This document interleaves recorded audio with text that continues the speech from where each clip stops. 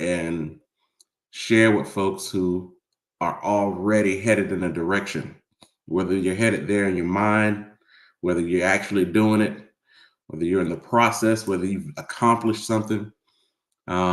These calls are really meant to, uh, line up with like-minded people who have made a decision to pursue what it is that their purpose to do in this life. And a lot of times, we're in a situation where we use a lot of the skills and the talents that we've been blessed to have uh, in our activities. But the purpose, I would say, of this call is really to make sure that of the gifts and talents and unique skills that we have, are we doing it to fulfill an objective? Are we doing it to fulfill the purposes for our life? And folks would ask the question, why is that even important? Why do we care about purpose? I got a lot of other things going on. What does purpose have to do with me paying my bills? you know, what does purpose have to do with my relationship? And what does purpose have to do with me as a parent? And all these things. And I'm actually here to say that I believe that purpose is the core of all of it. We're here, we were brought here for an objective. We were brought here to, I like to say it as we're here, each and every last one of us are here to reveal our creator to the world. And they get a chance to see the wonders and the majesty of our creator through you. All the great things that you have done, and you can do is another way for someone to say, wow, there must be a God. There must be something bigger, because for that to have come out of your mouth, or to see that level of, passion, or to see how skillful you are, to just to be able to showcase the greatness that's inside of you. I think for me, that is by far the core objective and purpose of personal development, to be able to recognize that we don't have to be surface dwellers, folks who just live on the surface. You watch something on television, and then that was it. I saw it, and whatever they said was true. Or, you yeah, and a lot of times we talk jazz about, getting up and going to work and doing the whole, the 9 to 5, that consistency over and over and over and over again until you're dead. But I'll tell you, there are levels below that. So there are folks who have the ability to get up and run that cycle, and they just choose not to do it. And on top of that, they choose not to do anything. And there's also, folks who don't have the abilities to do it. There's, whether it be for health reasons or mental reasons, or there are things that a lot of times the things that we complain about are somebody else's prayers. It's like, oh, this dude is getting on my nerves. And then somebody else is praying for a husband. This job is I can't wait to get rid of this job. I hate my job. And somebody else is praying for a job, so it's like, the things, one man's trash is another man's treasure. But I think it is important for us to really put all of it into context, that what we have now, we created it. And we created it through the talents, the skills, all of the gifts that you were blessed with, that you either came into this world with innately at the beginning, or that you were skillful enough to learn and take what you've learned and brought it to someone, brought it to the marketplace, brought it to the community, brought it to your family. And I just want to, talk about that, make sure that we don't forget that we are just truly blessed people, and from the spirit of personal development and for the purposes of this call, that when we think about personal development, the first thing we do is just be immensely thankful for what we currently have right now, for what we are currently blessed to have and enjoy and use, because that's step one, to just be able to feel good now, to feel good now about what you're doing and why. Even if you say, yo, Luke, dude, I've had the worst week. It's like, I hear all that, Dees, but I've had the worst week. I've had the worst month. And here's why. And as you start going down all the reasons why what you're doing and what's happened in your life is the worst, we can turn that around and say, well, at the end of the day, you were active in pursuing something. It may not have worked out, but you had the mindset, spirit, the willingness, the ability to pursue. And even with folks who have, gone through tragedies, have lost loved ones, it's like, wow, it's the fact that you even you feel this way because, some people don't even have the opportunity to grieve someone because they feel they're alone in this space. They're alone in this world. They didn't have anyone to love and anyone that loved them, and so there's always a blessing there, in whatever it is that we're doing, and all the various aspects. Even I was having this conversation the other day, just given the fact that we're in this election cycle and election season, and there's been this big talk about, you know, uh, black men not supporting the Democratic Party and things like that, and all these things around. Well, because we're trying to make money, and you make money with Republicans and all. And I was like, it's time for us to not stay. We don't need to just live on the surface. There there are people who make money regardless of who the president is. So don't get yourself too caught up. Don't let that drive your politics, right? Just be intentional about what you're trying to build and go build it. I mean, don't get that caught up in your politics. Your politics is how you see the world, and so, but it's this. I hope that when we have these conversations, that when we share on this call and when we hang up the phone or disconnect and we get back into the world, that we can live on purpose and not in surface. I'm going to put that on a t-shirt. you know, live on purpose and not become on surface. Do not be surface dwellers. There's so much that that our mind and our experience uh, can give us to navigate this whole plane, this whole life. And we don't have to be, prisoners to whatever's popped up on television or social media, And so, I'm thankful for these calls because it gives us an opportunity to, kind of recap the week and all of that. But it does, more importantly, give us a chance to, you know, it's almost like, going back and going to the gas station and filling up your tank. At the end of the day, we are here, uh, for the purpose of personal development. And we're here to wipe out all of the craziness that's been going on all week and refuel our tank.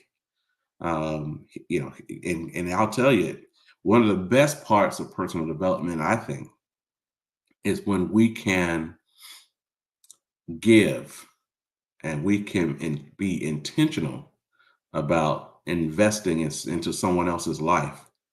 And whether you see an immediate reaction to that or years later, someone taps you on the shoulders and says, "Do you remember me? Do you remember what you shared with me, 10 years ago or last year or whatever the case may be?" Or maybe you never hear from that person again. You never see them again. I think the spirit of intentionality is what of willingness and intentionality, that in and of itself is uh, you know, part of the personal development objective. And I just hope that when we have these calls and after we hang up, we still think about that. We still realize that there's work for us to do, that there's people for us to reach, there's growth still available inside of us, there's people for us to access and information for us to learn. And it's not over until it's over. And when it's over, you hope that it may be over physically, but the work, the spirit, the intentionality, yeah, all of that continues. And so, I like the fact that we can have these types of conversations and know that this is about sharpening our personal development objective, and keeping us on message as to what it is that we're here to do. So thank you so much for being with us this morning. And for those of you going to hear us and connect with us later and watch the recorded call or listen to the recorded call, we appreciate you and your time and diving in with us on these topics. So thank you, thank you, thank you. Well, I'll tell you, I'll speak personally. This has been a great week. I would say even a great month. The month of April is just it's been great, and I'd love to have you guys take a second of your morning and just share with us as to what happened, what's going on, what's been going on in the month of April. We get into this time of year, and we're kind of pulling away from the beginning of the year in January and beginning to really take a step back and see what we started in January and where things are. How does it look? How does it feel? How do you feel about what's going on in your time, your activities? Um, if you feel that momentum is building and you're headed in a direction that you're excited about, or if you feel like, hey man, nothing much has changed, I'm just living, and even if that's the deal, like it's important, I think for us to recap, and provide kind of a measured update as to where you are, what's going on, and if it's been rough, if it's been a headache of a month, a headache of a quarter, a headache of a year, that's important too to communicate because, like I say, the value of having a call with like-minded people who are also intentional about personal development, more than likely somebody on this call has gone through a similar challenge and something that and can kind of highlight the things that they've done to take what to address difficult, complex issues and pull out of that situation into where it is that you really want to go. And so I'll take a second and just open up the call to anybody who'd like to share, give us kind of an update on what's been going on over the past month for the month of April. And feel free to be honest and be bold and give us the real. So we'll take a second and we'll open up the call now.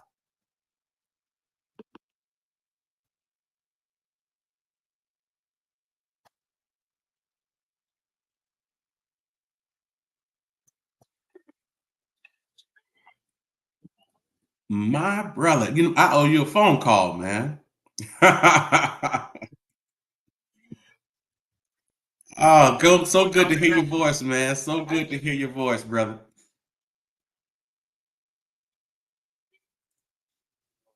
Yes.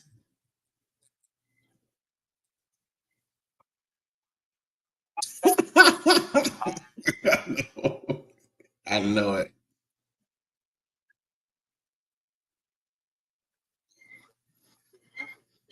Mm, mm,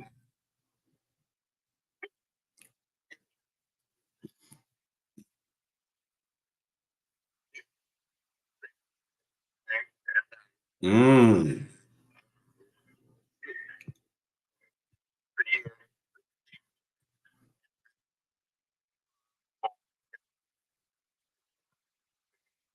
Okay. Okay.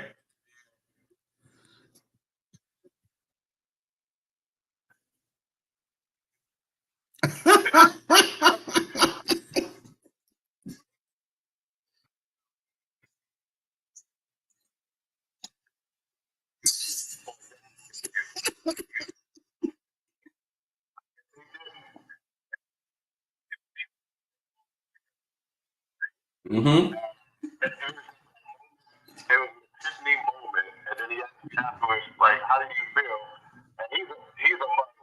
Okay.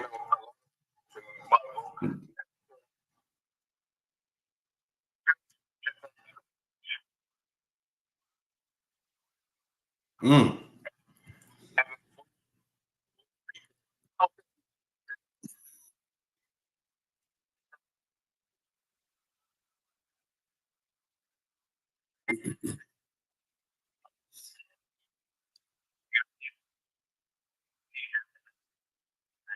Mm. That's so true. Guys, good. Guys. Oh, wow.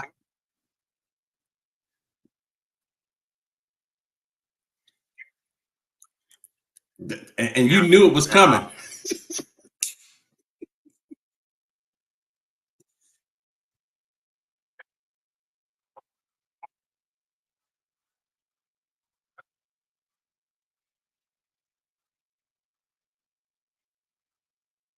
I understand. Yeah. Hmm.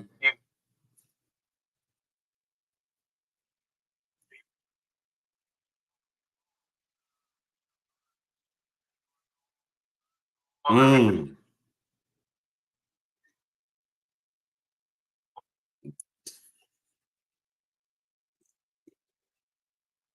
No, you did not.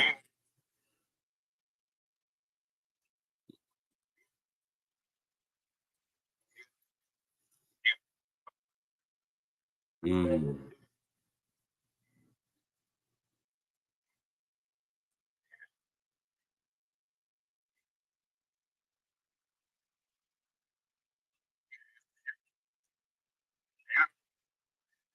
Mm.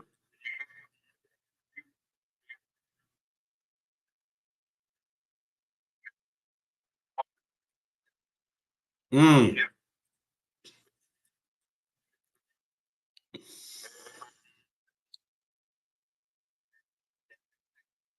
Wow. Oh, man. Yeah, I'm sitting there listening to you, and I'm thinking back to all those the journey that you've been on, really. From leaving a big firm to going to the smaller GCs and learning skills. Working on different projects. Having an issue here, leaving that one shutting down. Just that journey, and but to see this kind, and then just the fact that the kind of deals that you guys are working on is these are institutional deals, you know and so that in of itself is exciting because there's so much to gain and learn and see and manage that you will take that will take you'll take with you forever, in whatever capacity that you choose to do. And so that's extremely exciting.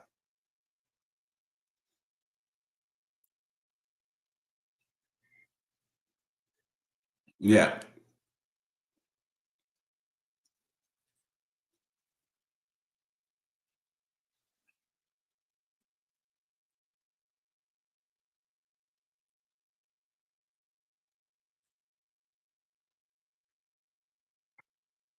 Mm-hmm. Mm-hmm. Mm-hmm.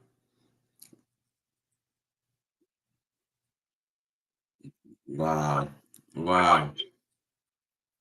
That's right.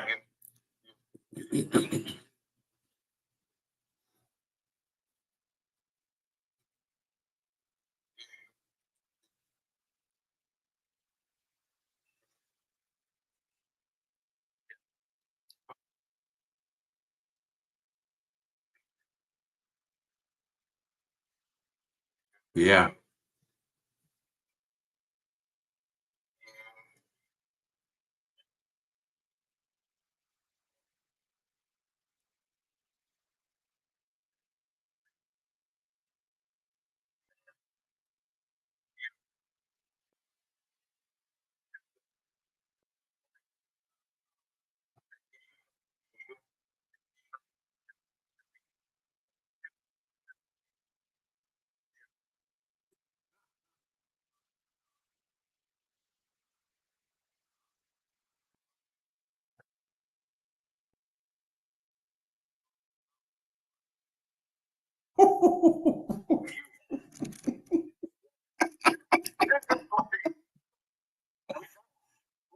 Oh man.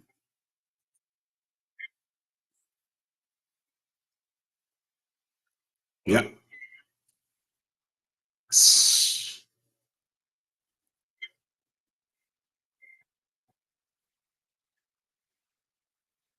Yeah. No.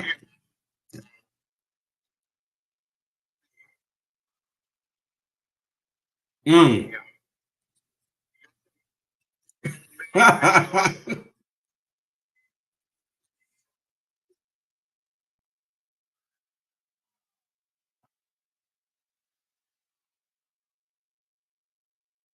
Mm. Man, that's a blessing. That's a blessing.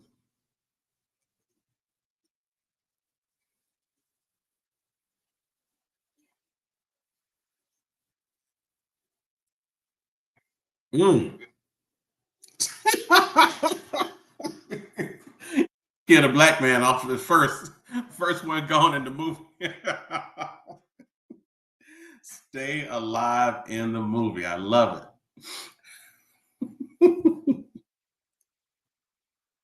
Man, and that's so unapologetic.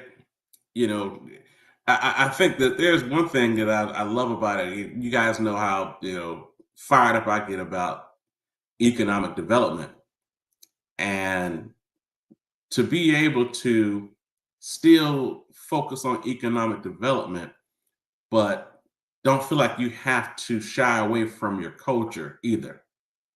It's a lot of times we, we feel like we have to adopt, and kind of fit in and, keep our cultural, enthusiasm to the side while we're trying to make this money.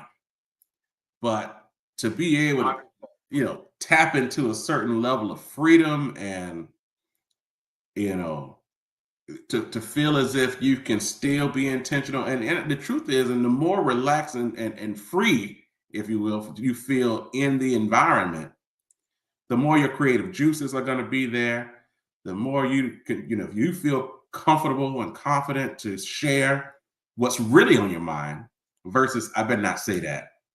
You know, I better not say that. I don't want to offend anybody.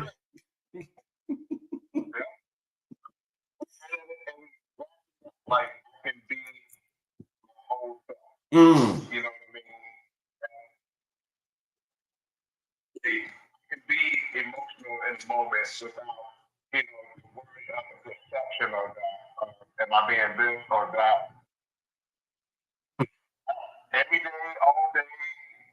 and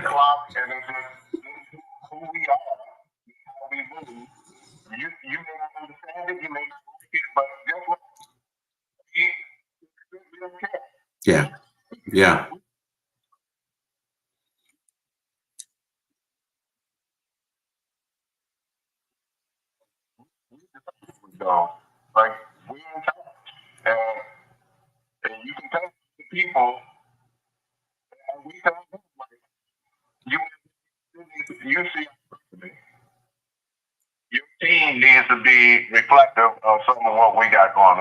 That's right.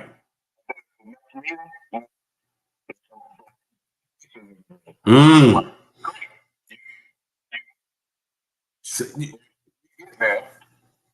Mm.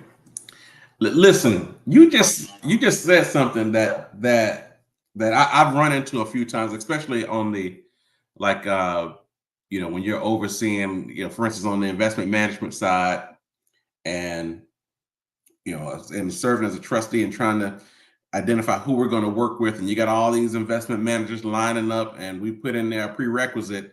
We want to work with a firm that has some color and leadership.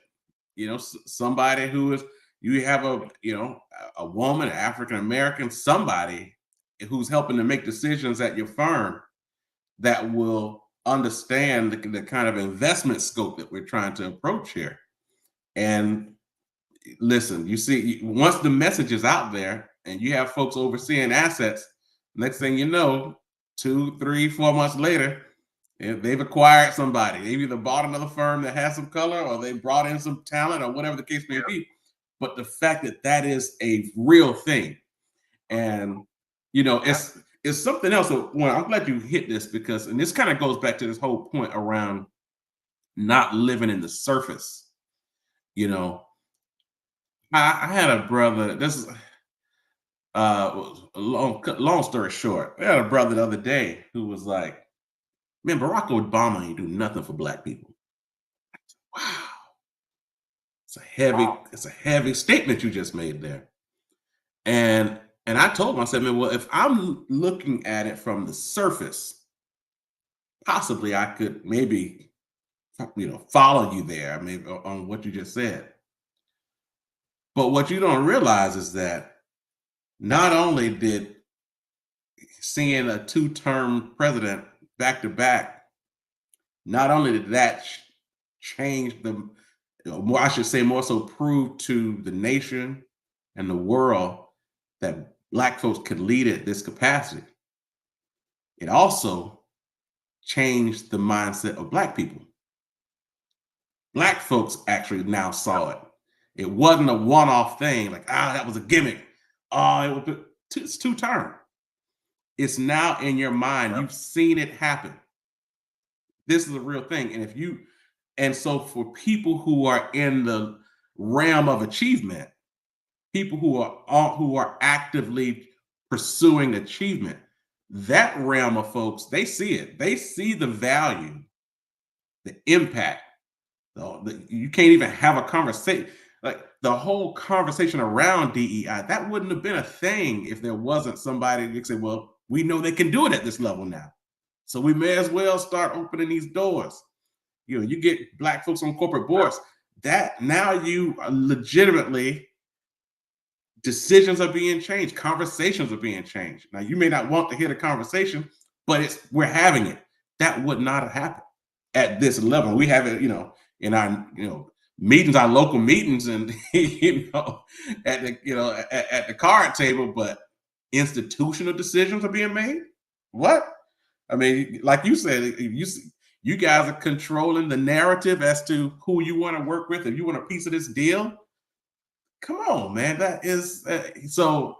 I I, think it's this. I We've mean, got to get past the surface. yeah, it's in the meeting,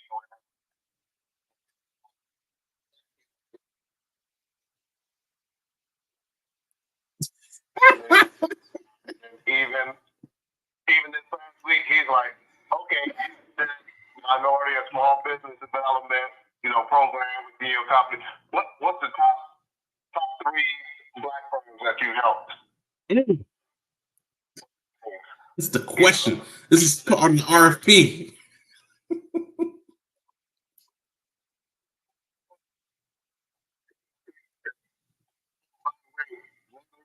That you just mentioned, we acquired January 1.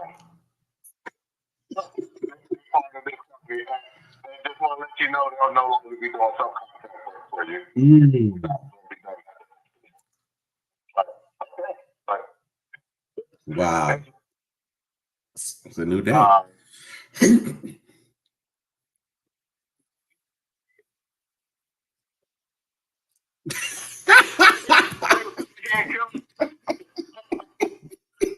They knew we were trying to make black people wealthy. If they knew we were doing this, like they would come in here and they would try to kill us. Yeah, So. But by the time they find out, it's gonna be too late. it's too late. There's gonna be so much emotion. Yeah, you can't kill all of it. Yeah, man, this is so good, man.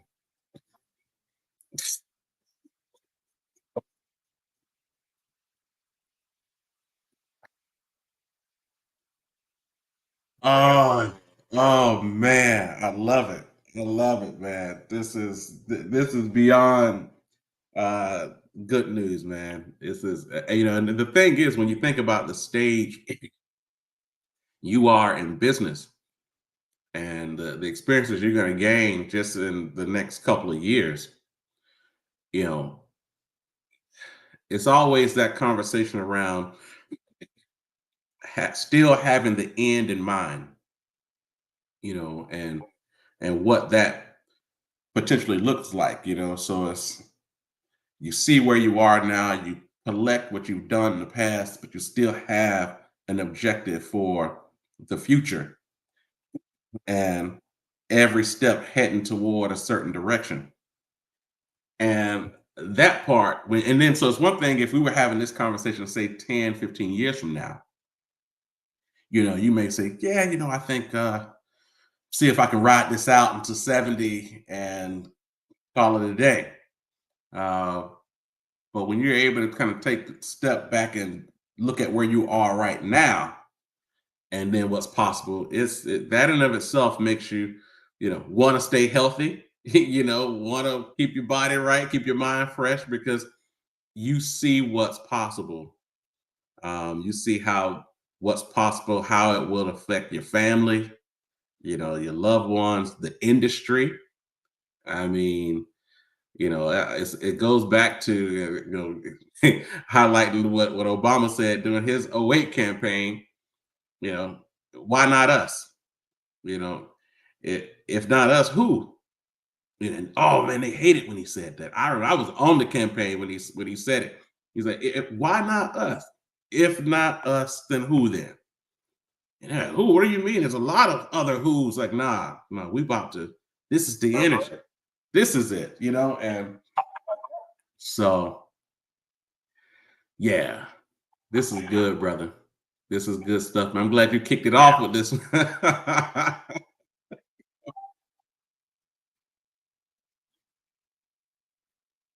That's all good. You kicked this off real good this morning, brother. Appreciate you, man. Appreciate it. It's so good to hear, man.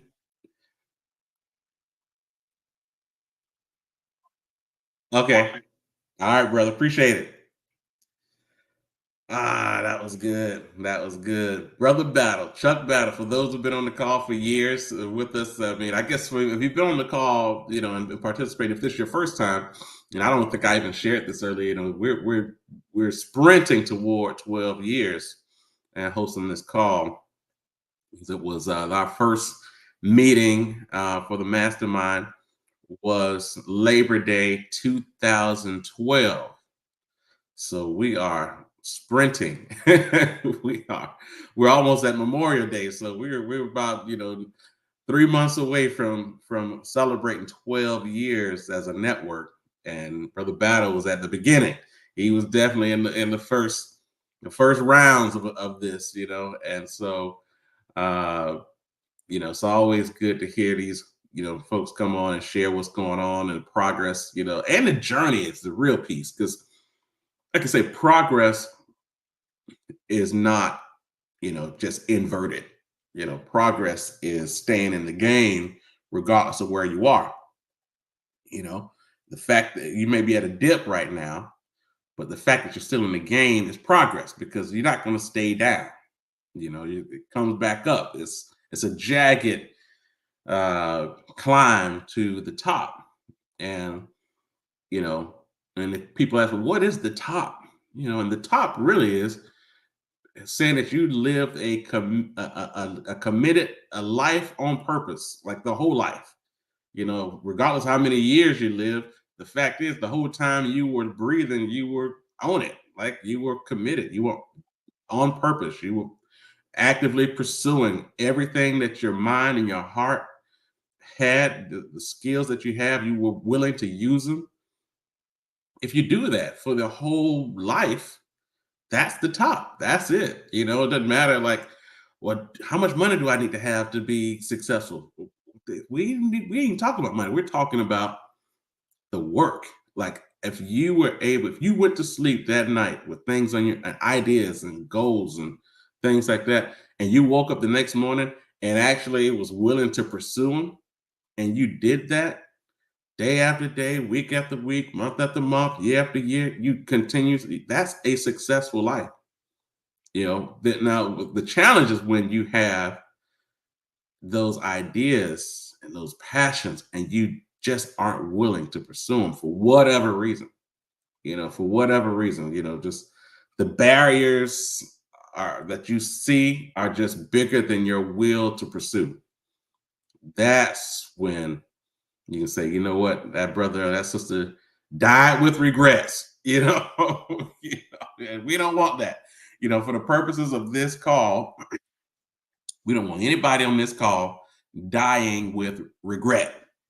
You know, that is the antithesis of what we're trying to accomplish here. So I'm appreciative of Brother Battle sharing with us and just letting us know he's still in the game. He's still in the fight, still building, still being unapologetic and intentional.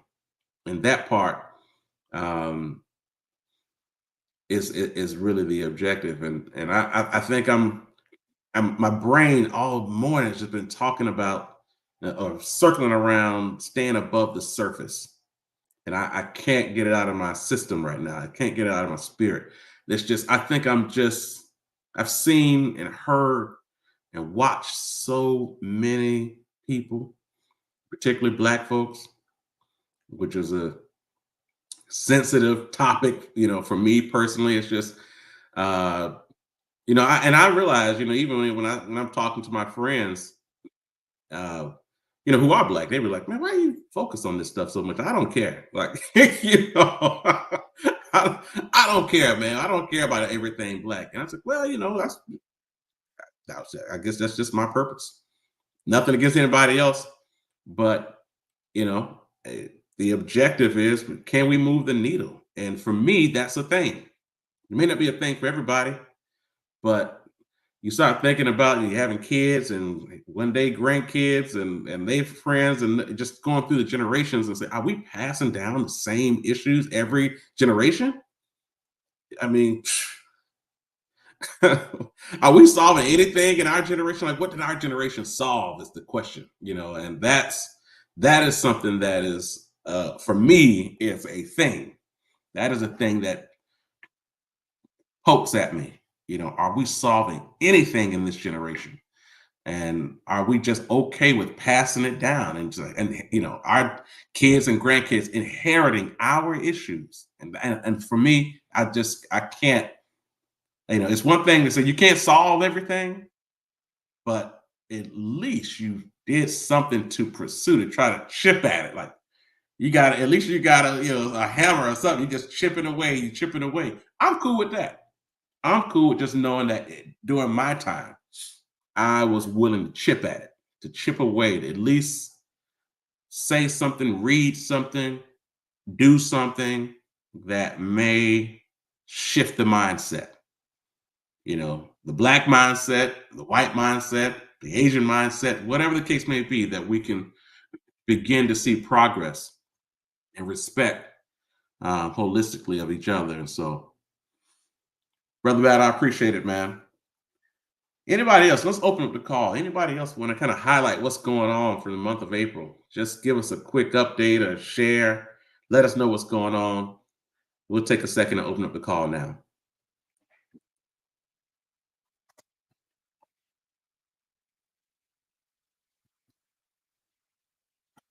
Brother D's twin Mitchell here. My brother. Brother Mitchell, how you feeling, man?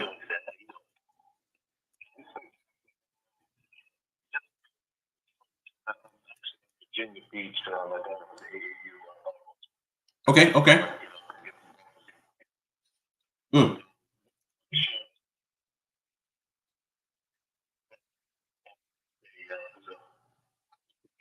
But it was a charity event for cancer. As you guys know, my mom passed with cancer 15 years ago. Yeah. So this one hit home because the lady who actually owns the gym, she's going through cancer now, and she's still in. She said she's in remission. She was nervous about the meeting. This was the first meeting. She just her and her husband just opened the gym, I think about a year ago, and it's called the Natural Powerlifting. And they came to her because they found out she has cancer, and they found out that she opened a gym, so they wanted to hold her there. And all the proceeds go to fight cancer. And this lady, she did all three. She bench, squatted, and deadlift. And let me tell you, the energy that I saw in her and the television so uplifting. perfect, so amazing. I was just like, you know what? If this lady who's fighting for her life, right, fighting going through cancer, and she still performed at her peak at the best of her ability, and she's on national stage doing this, we can do anything we want. Mm. Because right there, that right there to me, that was the definition of perseverance. That was the definition of never giving up, never quit. And then that was this past Saturday. And it's 3 days later, she posted that she was in the hospital because she had to get another biopsy done because she had lost 3 pounds.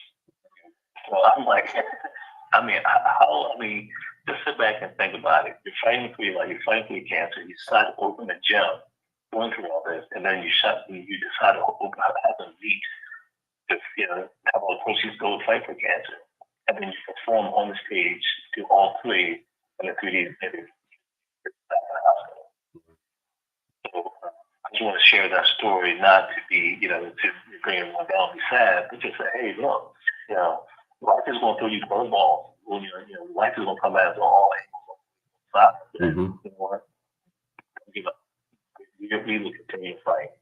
And I mean, Charles had dropped off, but when he was telling the first story, I was texting him, man. I was like, I love this, man. I was used to because my kids are sleeping, but man, I would jump up and down for joy. I'm so happy for that brother. Mm. I can't wait to talk to him.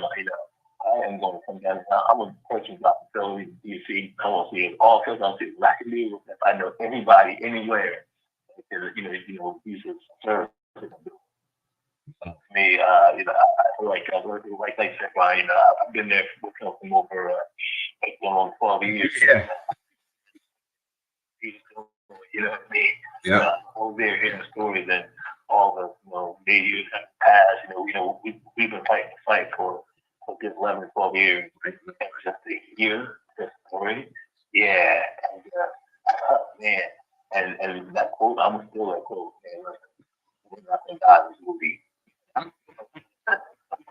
That's a classic. We're not gonna die in this movie. No. So yeah, but that's it. Yeah, that's it for me. That's one of the story of to me. That's a story about perseverance. I think that's what's going on for with me personally in the corner. I'm getting so lost. And on a side note, my partner Barry, we had a meeting last week, and we're 3 different divisions of soul. And we're like, I'm doing health and fitness, and about maybe 3 weeks ago, he was awarded his distribution license to be a distributor of cannabis from Montgomery County and Baltimore City. Oh, wow. So yeah, so look for our shops to be open, and Montgomery County and Baltimore City, our full shops to be open for locations for cannabis. So Yeah. he's on the cannabis side of it, and also we're going to have a plant-based side as well. Okay. We're going to have pages. Definitely. Let's definitely connect offline, man. That's especially in terms of getting set up in Baltimore City and Montgomery, because depending on where, there could be some opportunity to, one, reduce costs, get some tax abatements, like the whole nine.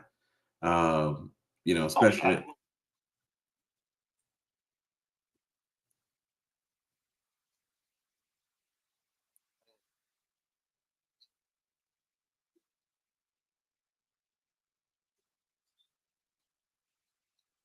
Mm-hmm.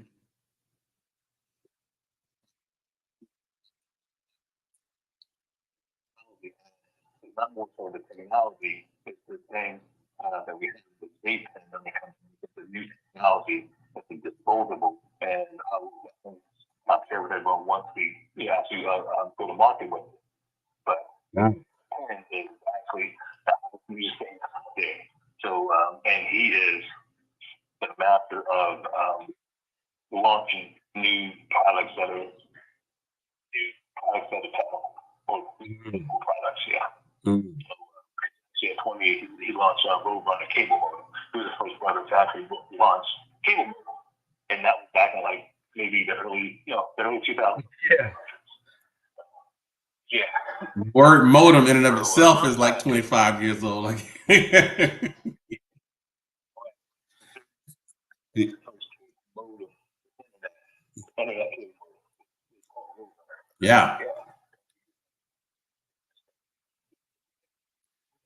Going on. So really, really tired. Yeah, we made a purchase, another purchase last night. Aunt Jean, my mom, I picked up some more of the oil. We got the pump. So definitely go to soul.md, go to soul.md, get the good stuff, man. Get the goods. Yeah.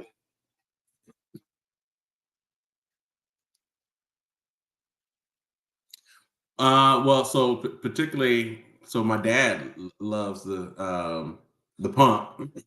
No, yeah, but Maria and I still have the roll here at the house, which I use. I've been using. She's been using. So we definitely use the roll more often.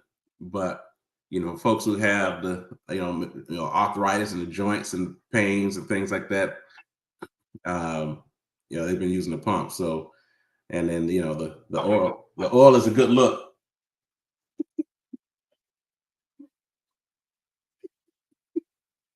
I'm, I'm gonna leave it at that.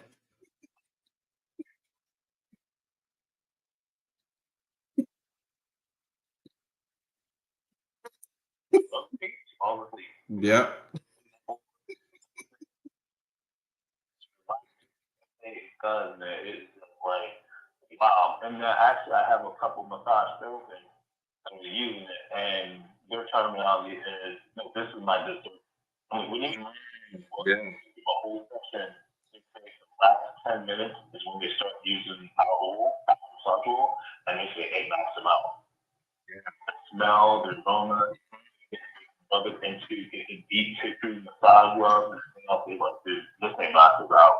So, And we actually been helping our daughter with it too. Helping Maddie with it because she's wear and tear dance and just the. I mean that's so it's the good stuff, man. You got the goods, brother.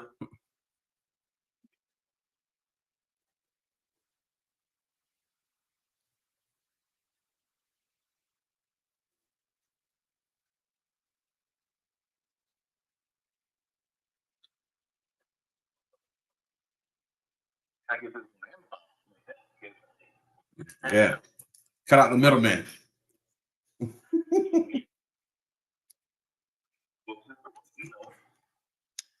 Man, I want to say something about what you. No, I was just gonna say I want to say something about what you the example that you gave with the sister who's going through cancer and started the gym. The one thing I really like about you make me feel good about what I've been kind of doing, what I've been sometimes I'm a little reluctant to share, but it the fact that you highlight the extreme situations, and I've kind of always, I shouldn't say always, but in recent years, um, try to look for those extreme situations to provide as motivation and perspective. You have the extreme example of highs and extreme lows, and you figure out where are you in between the two. And when you can highlight and recognize someone who is going through cancer, but has the mindset to still build, to still go at it in the ways that she believes can not only potentially add value to her own situation in her life, but the fact that others are going to see her doing it.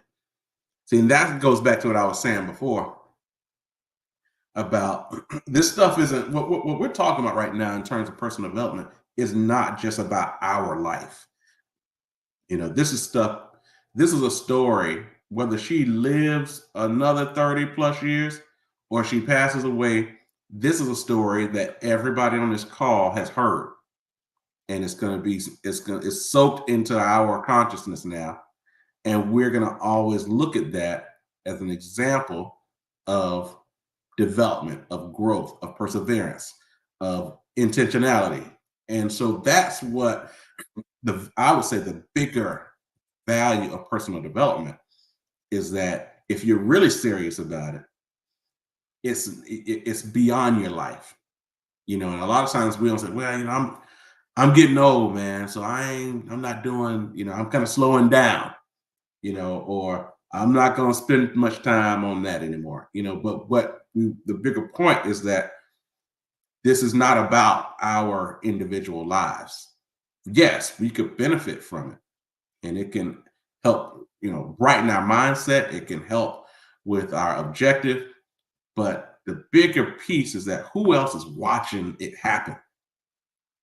Who was I listening to? Somebody recently, and they were talking about, you know, um, trying to, teach the word and be an example of Jesus Christ and things like that. And it's like, well, it's one thing to preach it, but it's another thing to live it, for people to see. And you don't have to beat people over the head with a Bible, but the question is, they come to you asking questions because of your life, because of how you give, because of how you engage with people, because of what you do. And you're not doing it for show, it's just the lifestyle.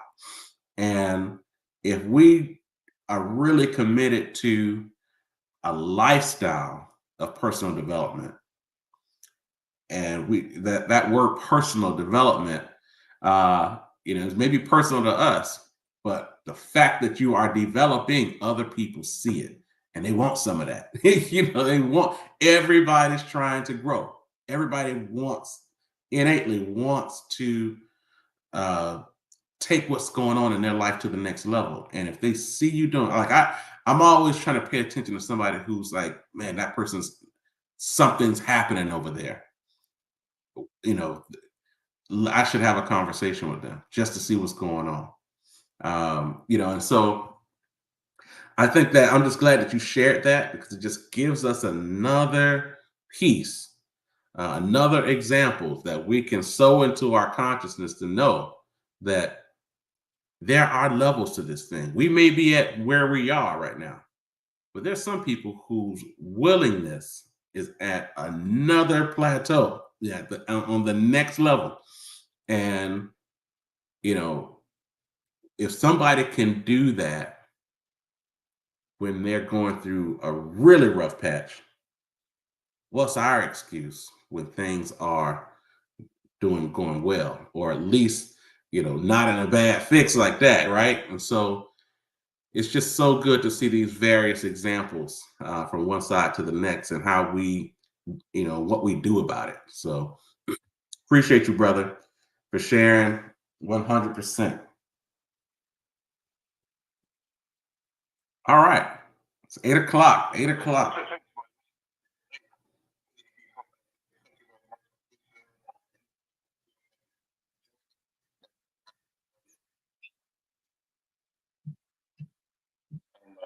November. Mm. Yep. Okay. Okay. Hey, thank you. So just so you know, look out for the Soul Spartan race. Okay. Spartan. Are y'all about to sponsor a Spartan race? Wow.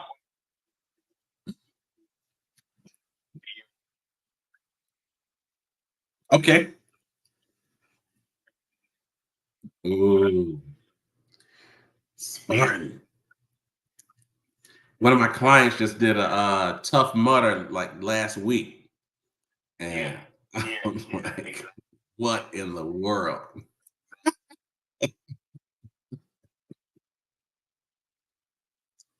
I, I love it. I love it. All right, brother. Appreciate you, man. Yes, sir. Yes, sir. All right. These guys are rolling this morning. These guys are rolling this morning. It's 8 o'clock, 8:02. Thank you. Thank you for everybody who's on the line. We appreciate you for connecting with us and being with us on the call, mastermind call with the Dream Makers Network. Hey, let's keep it going. Anybody else? Let's open up the call. Anybody else who would like to give us kind of an update and of what's going on in April? Good, bad, ugly, doesn't matter. We'd love to hear from you. So we'll take a second and open up the call now.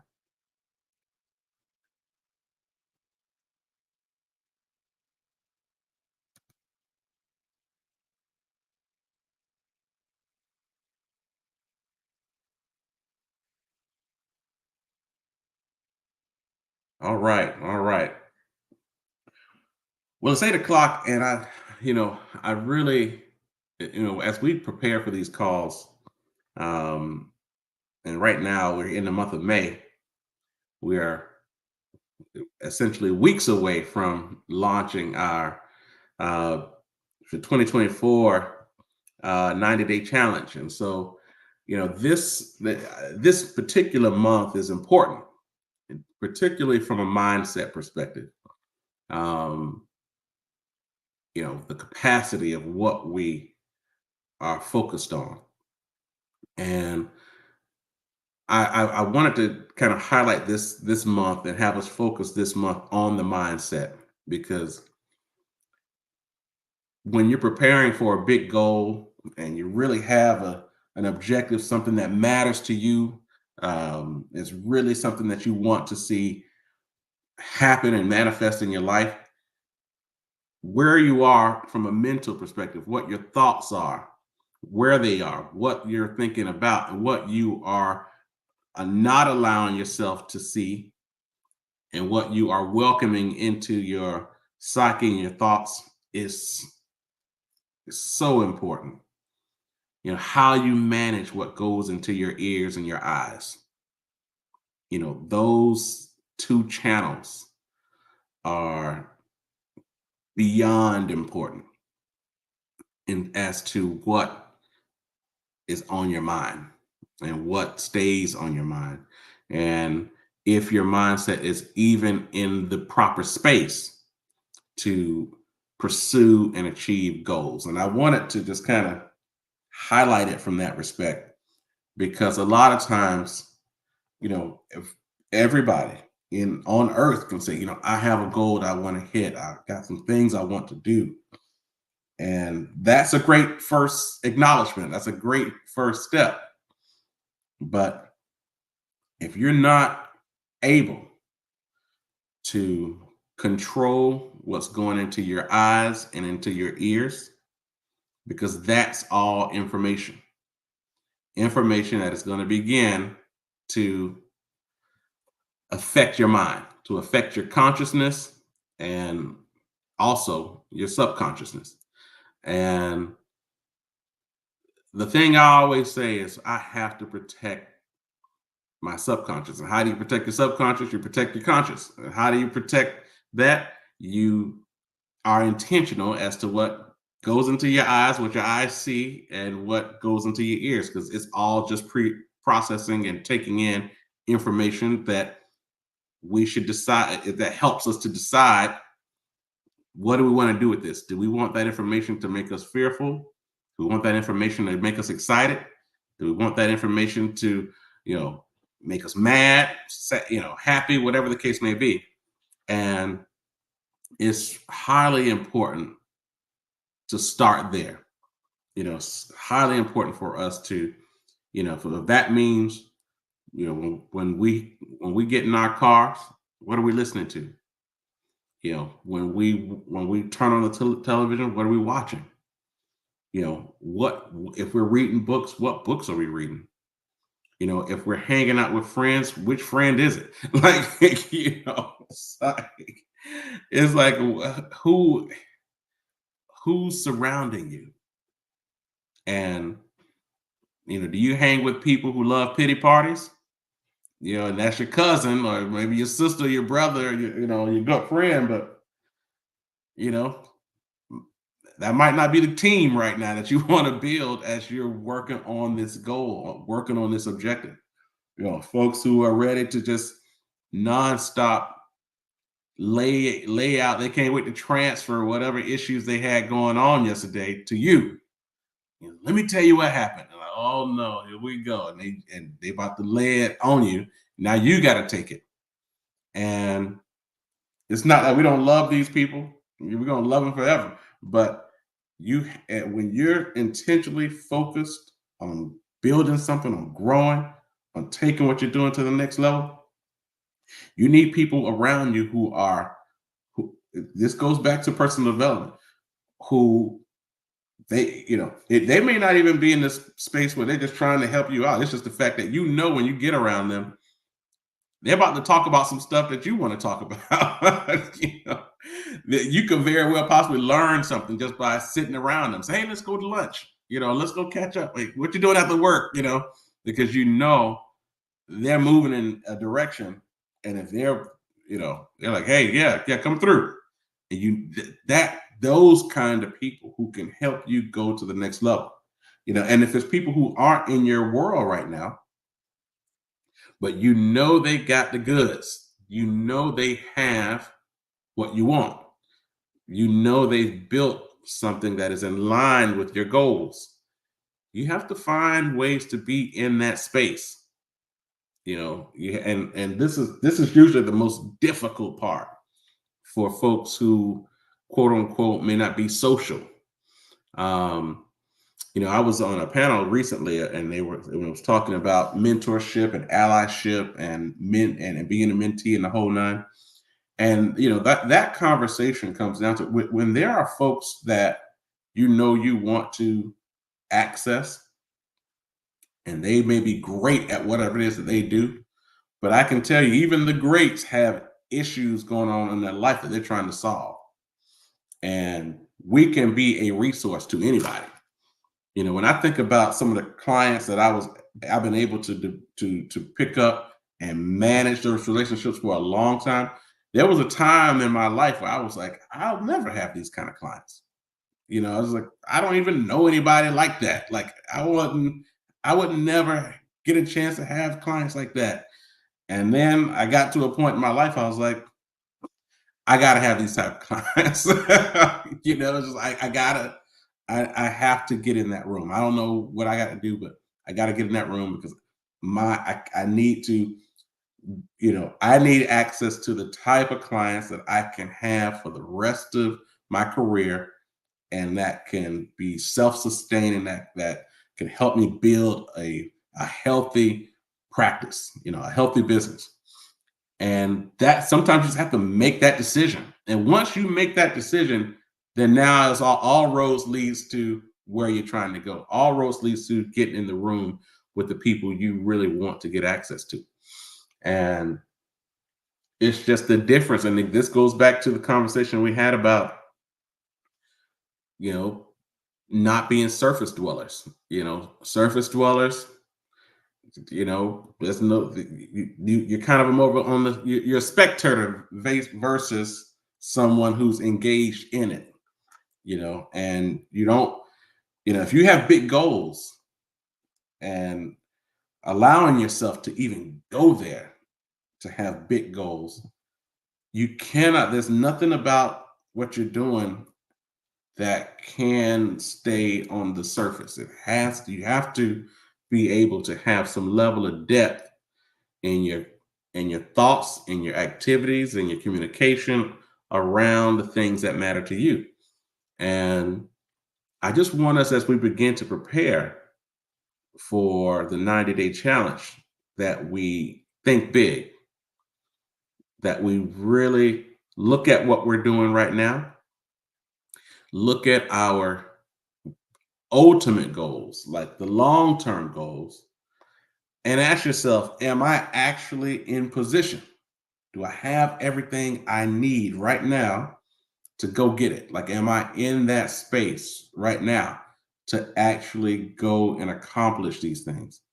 Do I have the resources? Do I have the people? Do I have the willingness to actually go and pursue? And if any of those answers are, I don't think I do, then that's the beginning. So, okay, great. Now I know what I have to go and get. It's not a situation of, I don't have it. I knew I shouldn't have pursued this anyway. That's not the deal. The deal is recognize what you don't have, and then have that excitement, that enthusiasm, the willingness, the intentionality to say, that's what I'm going to go get. Don't let the barrier, don't let the issue, don't let the gap, the void become, here it is, don't let the void become the barrier. Let the void become the next thing you're working on, right? And so, in a big way, and here's the way I address this. we talk about in this whole goal setting conversation, who do you listen to? You listen to the people who have what you want. You listen to the people who have what you want. You listen to the people who have done the things you want to do. Listen to the people who are doing the things that you are trying to do. You find the right kind of mentor. And again, dead or alive, those people, if they really did well, if they really are that kind of mentor, like the extreme level of mentor, somebody wrote a book about them. Either they wrote a book or somebody wrote a book about them. There's resources, there's information out there that you can utilize to tap into what was happening.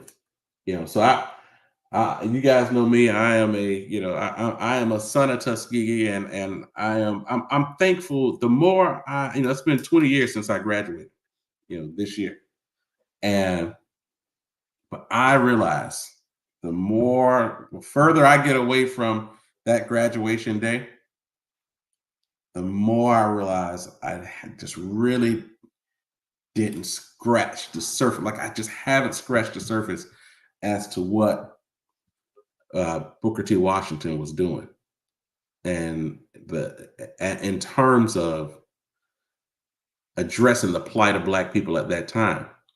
And the more I dig into the writings, the books, the letters, the essays, all of this stuff, it's just like this is it for me. Like for me and the goals that I have, it's all there. It's all there. The roadmap, the approach, the strategy, the intentionality, the ideas, his agenda. It's all there. And so I say that to say it's time to dive deep on mentorship. It's time to dive deep on who is that model for you that you can dive into and get access to. Like, if I'm in the gym in the mornings, I got my Audible and I'm in the book. I'm in the essays. I'm either reading his stuff or listening to his stuff or some stuff that people wrote about him, and the whole context of the times, because for me, I look at that as, this was a time period where folks were focused on the plight of Black people. And in that situation we're talking about newly recent freed slaves just after Reconstruction, the beginning of Jim Crow. We're talking about times that are just, now I will say I was watching what was going on in Ole Miss yesterday, and I'm like, is this 1962? And if you hadn't seen what was going on at Ole Miss, just Google Ole Miss and look up news and you'll see they went back 50 years or 60 years and just, made me think it was Jim Crow. But we have to figure out who our mentors are. Who are the people who have done the things that you want to do? And as you're working, I'm not saying read up and stop and read up and don't move until you feel like you've read all the information, because that's what a lot of people do. They have a goal, they find the mentor, they read, study, do that, and they get active on one side and do nothing on the other. Like, no, it has to be simultaneous. You have the goal, you find the mentor, you get access to as much information as you can, and you work just as actively as you can. And you let these things happen all together. Because if you don't do that, then what happens is you become kind of a scholar, of a period of people of that mentor, but you never did the work. You never actually pursued what it is that was your passion. You could talk about it. You could probably do seminars on it. You could, if you really dove into it, but if the itch that you have, if the passion that you have is about the work, the application of the work, then that's what you're here to do. You don't want to, get to the point where you realize, oh, I don't have the energy anymore to do it. And that's the reason why it is good to, because when you don't have the energy to actually do it anymore, then that's when you utilize what's still in your brain to share that. You become somebody else's mentor and share it with folks who do have the energy and make sure they get the right information because they're searching. They're searching. And we were talking about this on our panel recently. And, particularly as it relates to, in the Black community, we're in a position where we have to, if you're a mentor, if you are someone who has information, has a skill set, has done some things, you can't wait for somebody to come tap you on the shoulder and say, will you be my mentor? You need to be paying attention to those who are out there, who eyes are open, who they have the spirit, they have the energy, you can tell their eyes are open and their ears are open, but they just may not know how to access or say, ask the questions. We're at a period of time now where you can just go tap them on the shoulder and say, let's get together and talk. And, share what lend it to them because you see the spirit that they have. They may not have the information, but they have the spirit.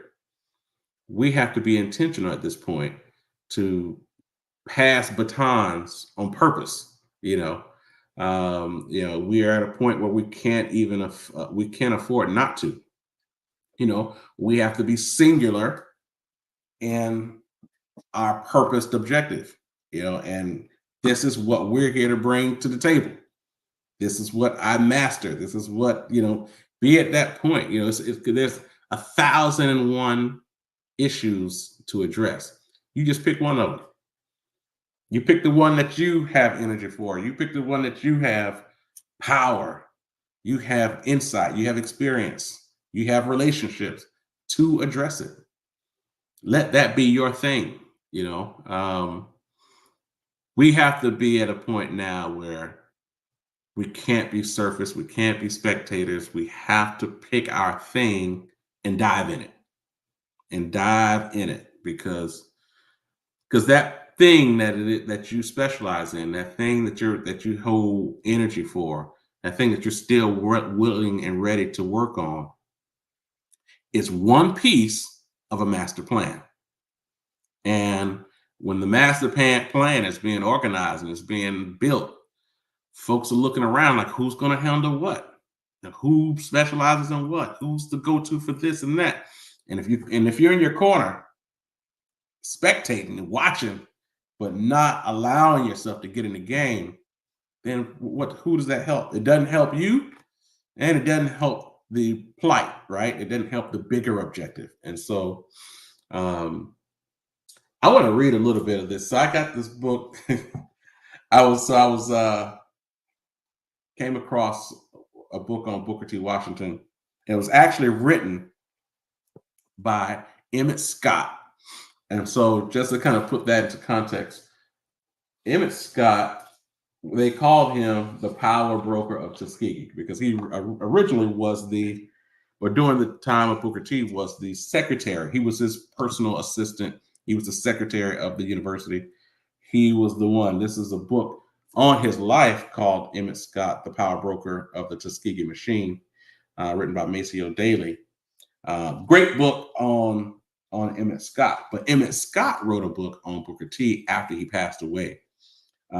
It just even going deeper into that, most people on the surface thought Emmett Scott would become the next president of Tuskegee after Booker T died. And they did not, the Board of Trustees does not give him that. And that's a whole nother story, which is worth the conversation though. But he wrote a book about him.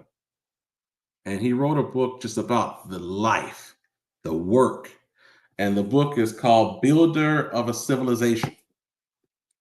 Booker T. Washington, Builder of a Civilization. And I want to just kind of uh, highlight that because here's another point to that. I didn't know that book existed, but I would not have known it existed if I didn't read the book on Emmett Scott.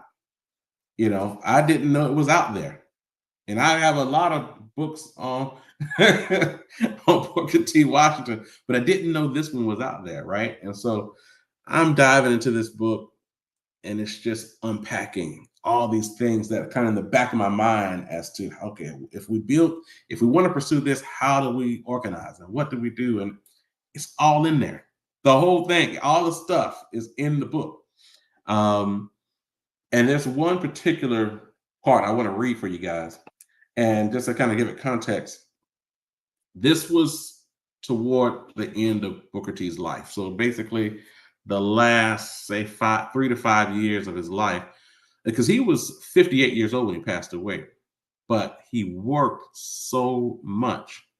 He worked so hard, so much on basically, essentially trying to build a civilization in this post-slavery environment, and trying to lift the veil of ignorance, and ignorance not just on the black man, but for the white man too, because they don't, the whole fact of rebuilding the South, and he really wanted to be the leader of rebuilding the South post the Civil War. But from his perspective, he thought that the South will be rebuilt by black people. Like, this is our land. Like, we don't have to go back to Africa. This is us.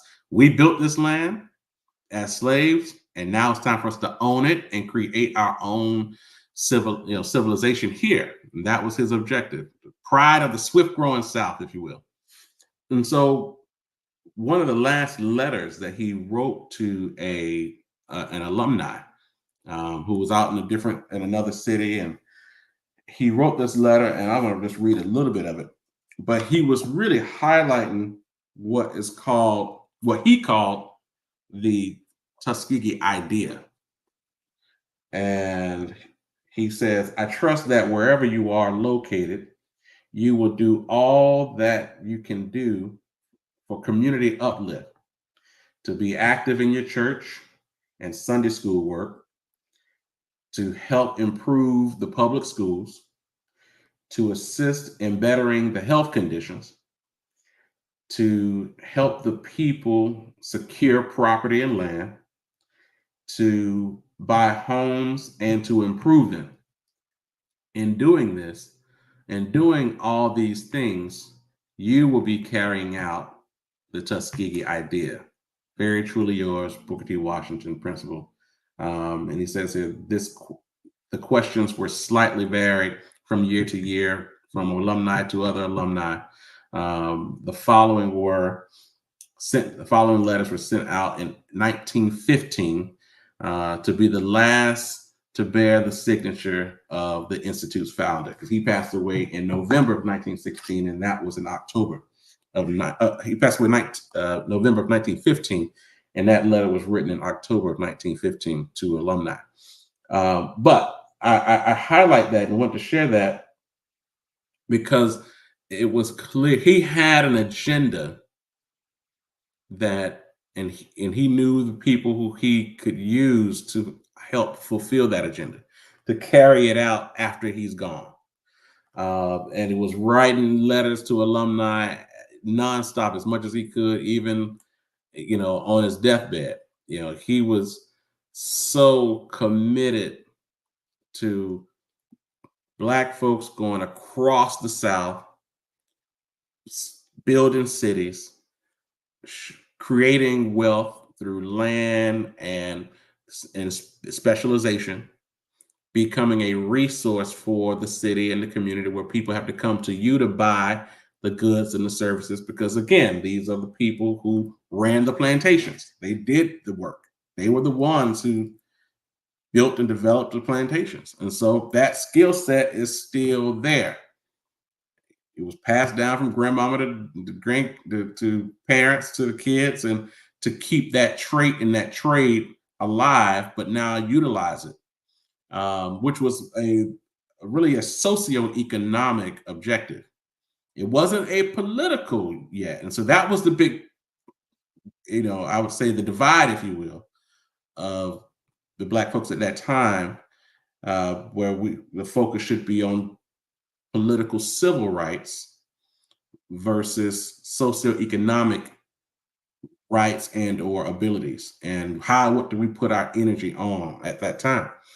And I wanted to highlight that, as we begin to think about the mindset, mentorship, who do you listen to, the agenda, the bigger objective, if are we accessing people for mentors who can help us think big, who can help you get well beyond the surface. A lot of times it's easy to, when you think that the first thought is, I just need to do something that will help me pay my bills. And that is, surface level. I need to pay my bills. And that's the big objective. That's usually step one. Step one, pay your bills. And whenever I'm meeting with someone so I'll give you a big part of my agenda. Big part of my agenda is to work with and to meet as many highly skilled employees who, particularly African American employees, who work for the great companies, who work for the school system, who work in business for the major corporations, who work for the big law firms, who work for the big accounting firms. Those who are really helping those businesses thrive, and show them how they can do this as a business owner. That's a big part of my agenda. Why? It's because it's a socioeconomic agenda. There's always a whole point around with that. I don't know enough Black businesses. And in many ways, a lot of folks who work for the major corporations and the government and the whole nine, they don't think that they may not have ever had anyone in their family who was an entrepreneur. So they don't even know the beginning of, how do I even fund this? I know I got a big lifestyle. I make 200,000 or whatever the case may be at this company, and I have a lifestyle that reflects that. I need to at least address that. So you always start as, how do I pay my bills? Got to look at your lifestyle and see if you're living above your means. But at the same time, how do I pay my bills? Next is, how do I build a business that is profitable, and profitable business that has margins, the whole nine? How do I staff it? All these pieces, and you just keep going, and you want to stay around people who can allow your brain to go past where you were thinking. It's like, oh, great, you were there. Check this out, though. Do you realize that what you're doing now can give you access to that? And that is not impossible. So we want to make sure that our mindset, our energies, our spirit is all lined up in a way that will help you to expand your thought process around the goals that you're trying to accomplish. You could have a weight loss goal. And then that question is, okay, well, cool. Is that just so you can feel healthy and look good when you look in the mirror?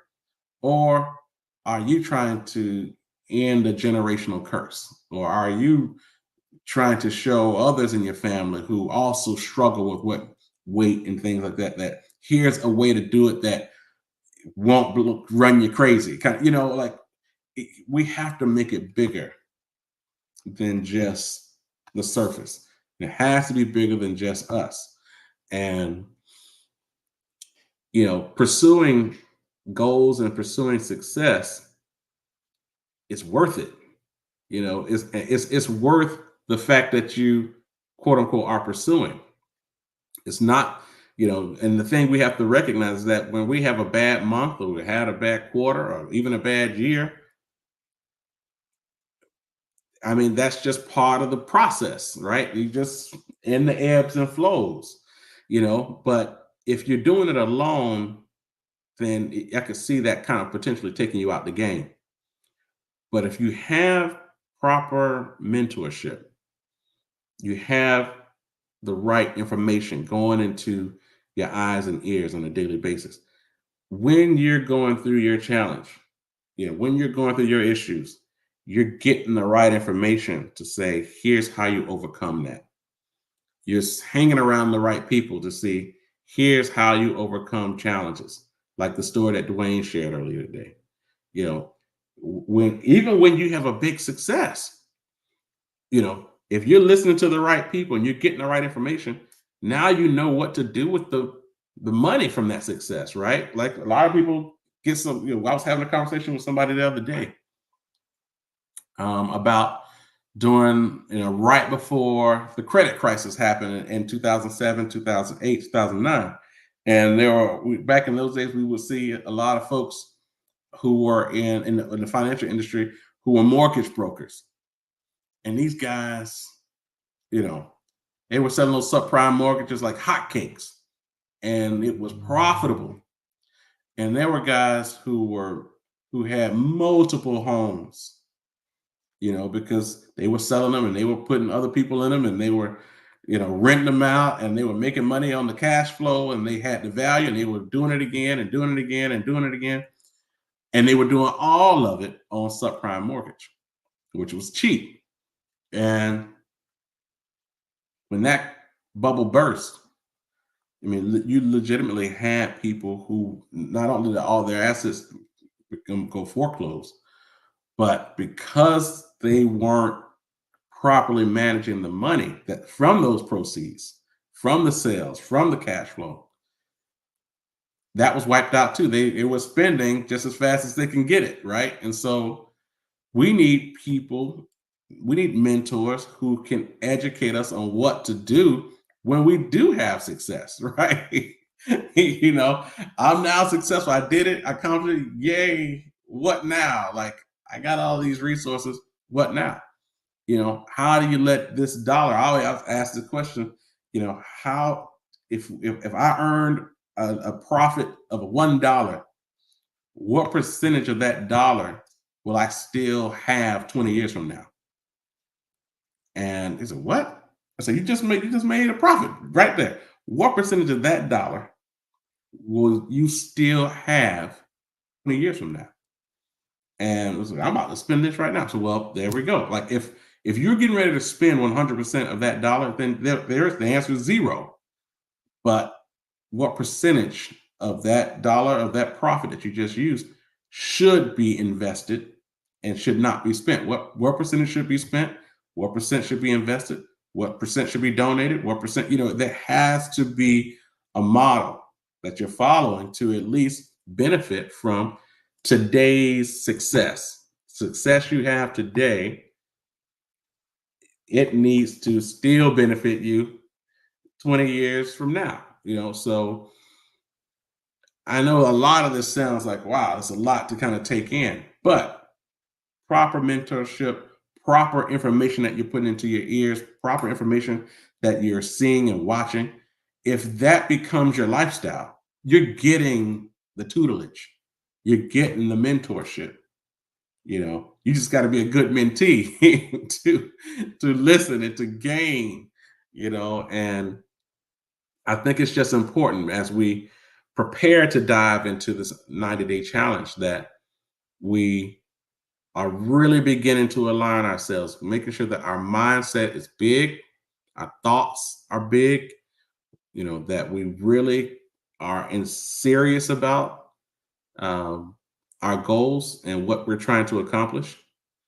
Have a really massive why as to why you're doing it, and put yourself in the space to learn from the greats. And if you can even find yourself in the room with the greats, those who are alive and still going after it, and the greats relative to the goals that you have. That's the point, not the celebrities, that's the other thing. It's like on the surface, some people think the greats are the celebrities. But once you begin to kind of get access to who, quote unquote, are identified as celebrities, you realize, most of these folks are struggling, and they know how to capture the scene. They know how, lights, camera, action, pop, pop, pop, But when you get under the hood, you're like, yikes, like there's nothing here. There's nothing here, So most of the greats, are either kind of tucked away and they're building, and especially you got to make it line up with what it is you're working on, where they could be an essential and valuable mentor and person for you to dive into. But you want to make sure you're getting the right information from the right people, especially as you make the decision to really take your goals and your dreams to the next level. And so I just wanted to share that. I think these guys teed it up really well when they, really talked about these various experiences and the journey and the building through challenge. But as we, if we take these summer challenges seriously, we need to go to work on our mindset. We need the examples. We need the mentorship. We need to really be intentional and make sure that you have kind of a chorus of folks that are with you. You have your team of advisors to guide you through the tough times and to help you when you have success, and help you say, this is what you do now to maintain and keep that success. Here's the next thing you do. So you can stay in the momentum and not just try to celebrate the first win forever, but you get into a momentum of success, which is that's the next level. That's the game. Like when you get into a momentum, which then becomes a lifestyle of just doing the successful things over and over, like you're doing the right things over and over and over again. And then that becomes part of your model. It becomes an engine, if you will. And that's it. That's what we're trying to do. So just wanted to share that. I think that this is it's been a great call to hear from you guys. I want to take a second. Let's open up the call. It's 8:41. Let's take a second, open up the call. Anybody have any questions, comments? I want to hear about what you guys are reading too. Pepper us with the good stuff. What's been helpful to you? Some information that you may have accessed that could be helpful to others. Please share. We want it. We need it. So let's take a second and open up the call now.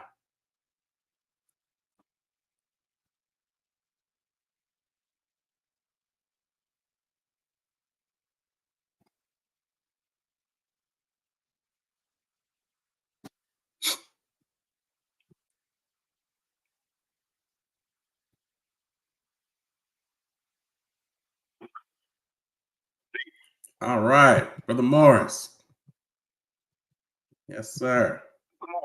Good morning, man. Good morning. It's a good one. You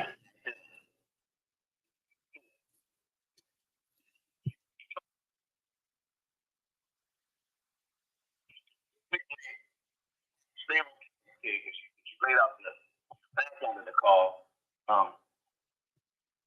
We started going into mentorship and who do you listen to and the different factors, Mm-hmm.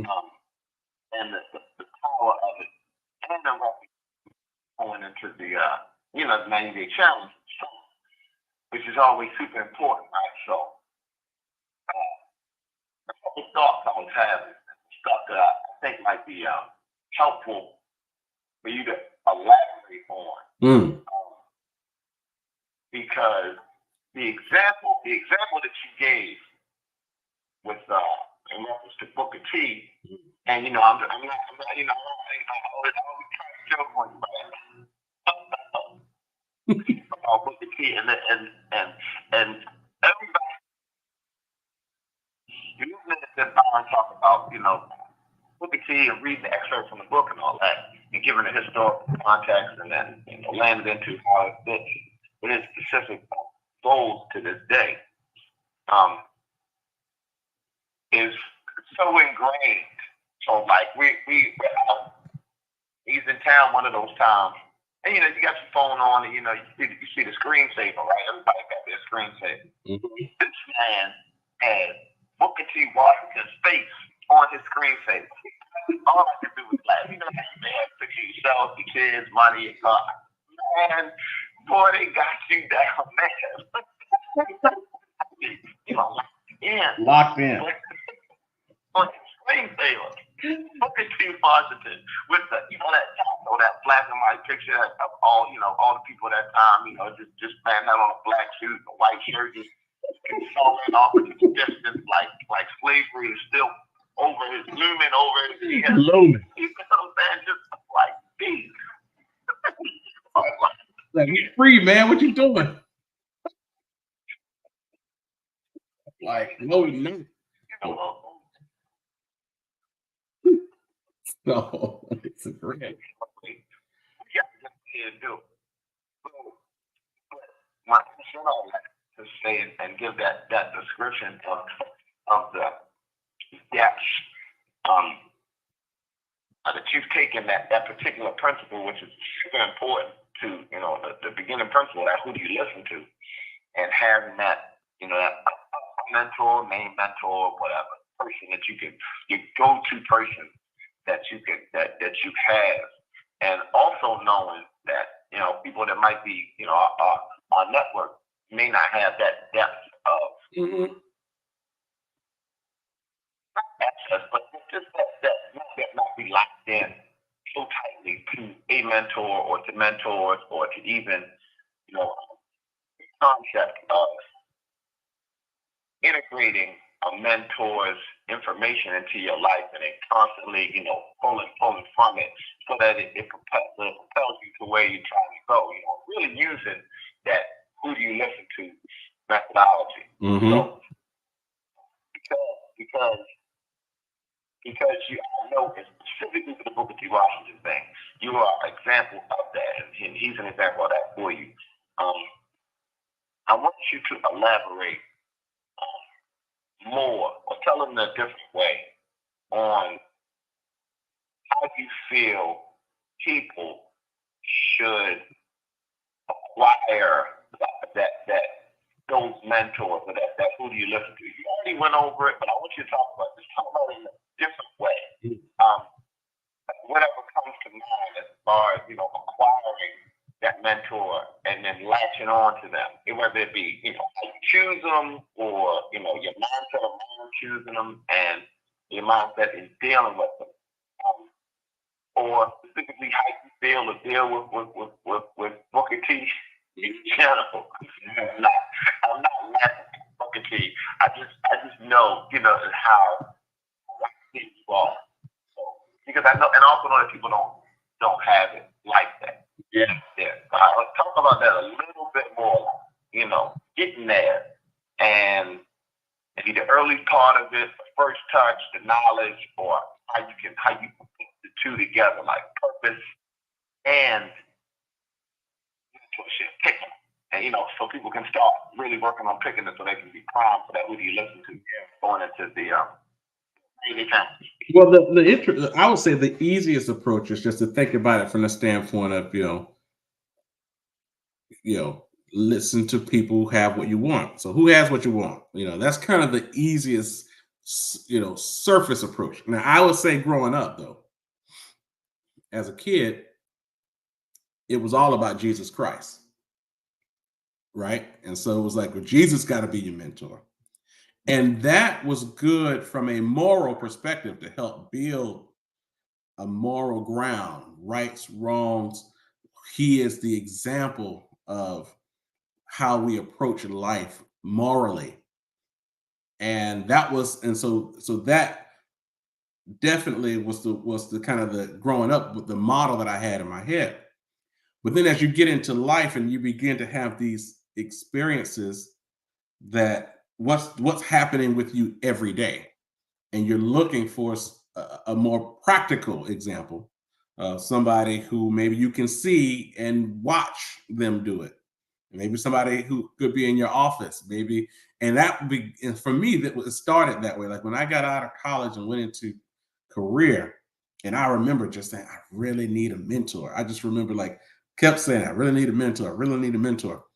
And I would look at the people who were successful on the job, and that started the process of creating the layers, so we'll get to one job. I remember when I was working at Lincoln in Philadelphia, and I was on the sales and distribution team right out of college, but they had these guys, man, the wholesalers. Like you had the wholesalers, and then you had the internal wholesalers, right? And so I was part of that to become an internal wholesaler.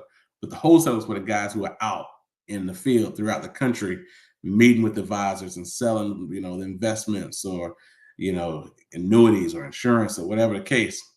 And whenever they would come in the office, like from being out in their market, and they would come into the office in Philly, and you would see these guys with the shiny suits and the slick hair and all this stuff. And it was like, wow, these guys look like superheroes. Like, it was, but, and then I would be the ones to kind of track their sales, right? And so I knew how much these guys were making. And I'm like, man, in California, these guys did 20 million last year. These guys did, and I'm like, yikes, So they were walking around like superheroes. And for me, it was like, okay, which of these guys do I need to sit down with? These are the winners. I want to be in sales. I want to master these products. I want to understand the market. Which of these guys am I going to reach out to and connect with? And now this was before I really got into reading and reading, about the greats and reading books and things like that. So I was just going off of purely what you're doing right now. It's very attractive to me. I want to do it, count me in, right? And that's really, I would say, the beginning of that. And that was more so relative to my immediate goal of being one of the best sales guys in this company. And so that, again, if you got a goal, if your goal is, I want to be one of the best sales guys in the company, who's the best one right now? And so it was that. At the end of the day, it doesn't matter what your goal is. That's the place to start. But what's my goal and what do I want to accomplish? Am I trying to be the best and why? Am I trying to hit this goal and then that's it and why? And that's the other reason why I'm like, I think for the purposes of this call, like if I'm having this conversation with other people and other environments and other, I may not say the same thing that I'm saying here, but for the purposes of the folks who are on this call, who are all, achievers, folks who are really pushing, who are really and have been in that space for a while, that part is where I feel comfortable saying, think big, go bigger, you know, go bigger. Like, don't just stay like I probably wouldn't have that detailed surface level conversation with anybody. But for people who are willing to wake up at 7 o'clock in the morning for a purpose of personal development, I'm having that conversation with them. You know what I'm saying? Like that's the group. Because they want it, they care, they want, you know what I'm saying? So for this group, I don't feel bad at all about saying go big. And at least in the mind, go big. Because if you go big in your mind, then you can at least assess how you feel about the fact that you just went big. Like if you go really big in the mind and say, wow, okay, I was originally thinking this, but now I'm thinking that, like you're really big at this point. Then at that point, you can assess, did that make you scared, make you fearful, make you feel like I need to shy away, like I can't do this, like, or did it get you motivated? Like you can begin to assess how you feel and why, and so I just think it's important for us, especially for this call, and anybody who's going to hear this later who may agree that thinking big is worth it, because you can look at the way you're currently thinking and measure the success that you have. And you say, I mean, okay, we're okay here, but I'm not hitting the goals that I really want. I'm not achieving what I really want. And it's partly because I'm just not thinking big enough, or I may be thinking big, but I'm surrounded by people who aren't thinking big, and they keep bringing me back down, and or whatever the case. So you have to, again, if you know that's the case and you can't effectively break away from that group yet, just right now, you have to make sure that you protect your eyes and ears as much as you can. So when you're in your car, when you exercising, when you have moments just for you, that your time is not spent on other stuff, that you make sure you're pumping in the right information and you're visualizing the right stuff. Because if you're not, then as soon as that time that you could have been investing in you during that period, as soon as that period is over, now you're back with the folks who aren't dreaming as big as you. Now you're back with the people who aren't, they master the surface, right? And you got to look around yourself, look around in your world, and see if you are surrounded by surface dwellers. That's the point. And if they are, it's not about you having to change everybody, but you do want to make investments in the people that you want to be around. You want them to be around in your life, whether it be business or family or personal or whatever the case may be. And if they are living on the surface, you want to make investments into their spirit. You want to make investments into them, because they're gonna be around for the long haul, right? So, what does it take to lift the vibration there? What does it take to get them in the spirit of growth and development? And it's not about preaching. It's just about, the best way to preach is to show it yourself. That's the best sermon, to be in the act of doing. People watching you do it, like, this boy is doing it. Like, what I'm saying? Like he said it, and he out there doing it. Like, that's the best sermon. And people much rather support that, to say, okay, got it. I see it now. Versus, I'm about to preach to you that what you need to do, this, that, and the other. That part, they'll take it until, that's just like, even with our churches, you can have, like, the people that we really admire, the ones who can preach really well on Sunday and then live that life throughout the rest of the week. That's the ones who have the most successful ministries. The big churches, everybody shows up because they heard a great sermon and then they watched a great sermon at the same time, for the whole week. And that's what we're talking about. So that's a long-winded way to answer your question, but I think it is important, for us to be real about what's happening. We hang up this call in a few minutes and we walk off. We're about to go right back into our reality. And all the people who are willing to wake up at 7 o'clock aren't around you anymore, right? This you end up having I get a lot of phone calls, because they're like, yo, man, like, nobody else is willing to wake up at 7 o'clock in the morning and be about this life like y'all, so I need to talk to you, because everybody else is about the okie doke or whatever, however they want to communicate it. So I want to just verbalize it. I know this is a real thing, and we have to protect what we put into our ears, what we put into our eyes, We have to be intentional about accessing the people who can help us get to the next level and why. And we got to be honest about our goals, be honest about what's happening with us individually. Because, we all of us got these great, unique, special skills that we have, these gifts. But the question is, am I using those gifts to truly add value to the goals and the purpose that you've set out? And that is a personal question that's only between you and God. But we all need to be asking that question. And that's all I got.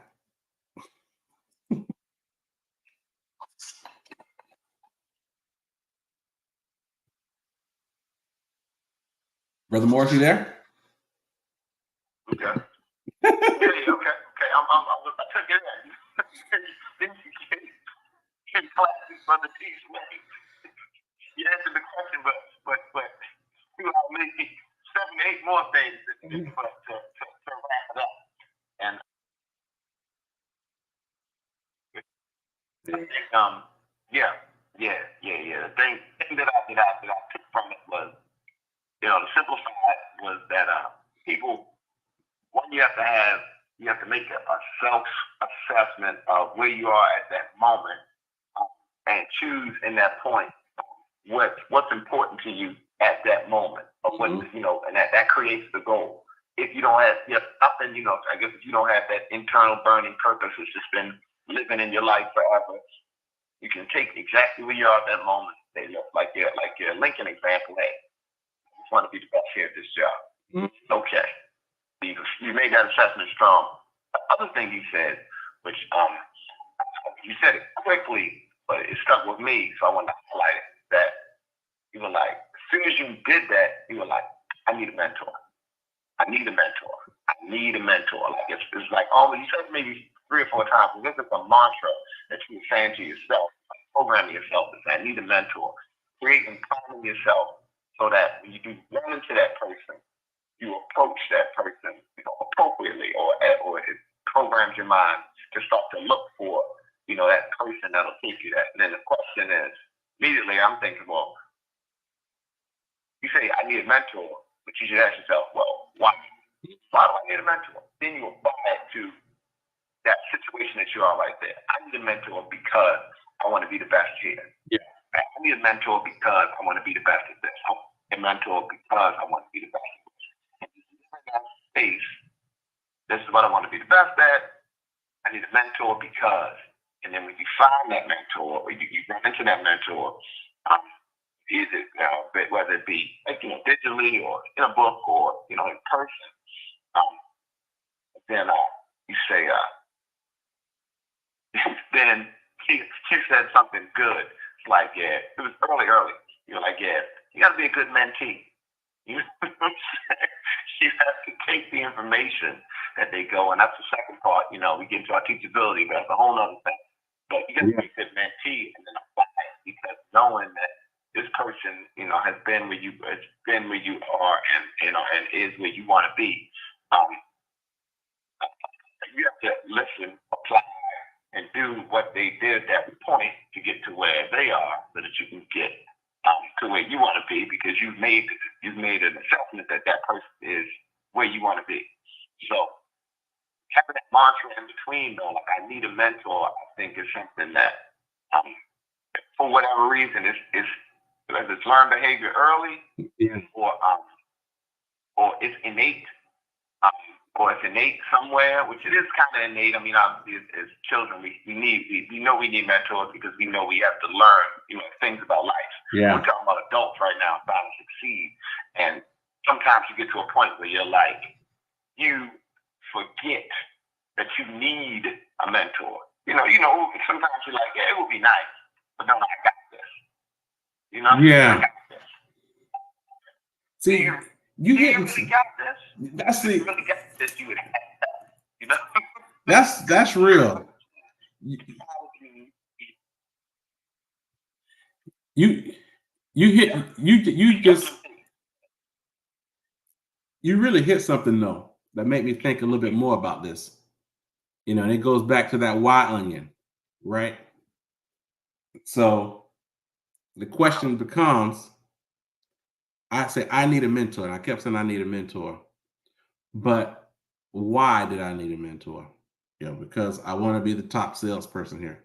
Why do you want to be the top salesperson here? And I think if I kept peeling that onion back, at the end of the day, it goes back to, you know, trying to prove to my mama that I can do this, you know. Like after all of the heart and all the challenge and all of this, issues that she did to raise 4 kids and all these different things, and just I can do this. Like, your hard work did not go on deaf ear. Like, I think at the end of the day, and I can pull that back again and say, okay, well, why is that important to make your mama feel that way? And so, but I think we have to do that because a lot of times we don't really know why we're doing stuff. It's like we're doing it, and we say, yeah, that's why because I'm a man, right? Well, why is it important for you to say, you're a man? What is that something you didn't have? You didn't see a man growing up or something? You got to keep going until you get to the raw of why we are actually out here doing this. Like, why is this the goal? Why does this goal even matter? And I keep with that. What's so interesting? I was thinking about this yesterday. I think that just throughout life, I've kind of just compartmentalized so many things in terms of memory that I don't remember a lot. I don't, like, I could meet somebody and see somebody and they'd be like, man, you remember we did? And I'd be like, I forgot about that. Like, so I think I've just thrown a lot of stuff to the side, which means that the things that I do remember were like they matter. They were like core memories. And it's like, I remember like some of those things that were, I remember like situations where, when you watch somebody do something every day, when you watch like parents or family members, grandparents, or people who are actively trying to care for you, actively doing things to provide for you, when you see them do that every day, and when we're kids, it doesn't fully register that these people love you, that these people really care about you. It's later when we say, wow, they were doing all of that, and that wasn't just for them, they were doing that for me. So when so part of it is a combination of wanting to be as the best that I can be, to number one, you know prove to the people who invested in me that it wasn't for nothing. Like, what you did was worth it. So I would say that's probably the number one. What you were doing, and the sacrifices you made and all that stuff you were doing, it was worth it. I felt the love. I want you to know that, kind of thing. And then two is to say, I want to be what they were to me for my child. So then we're at the height of, like, going back. If you peel the why onion, if your why doesn't make you cry, then your why isn't big enough. We got to go there. We have to keep peeling it back to when we're like heavy throat. Woo, you can't get your words out as to why this matters so much to you. We got to do it.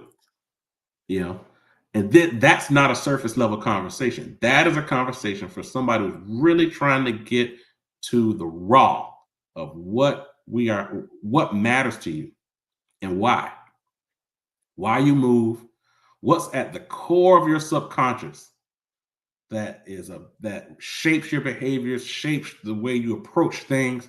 Like, we need to make that front and center in our consciousness, and not somewhere that's way deep that we need Iyanla Vanzant to wake up.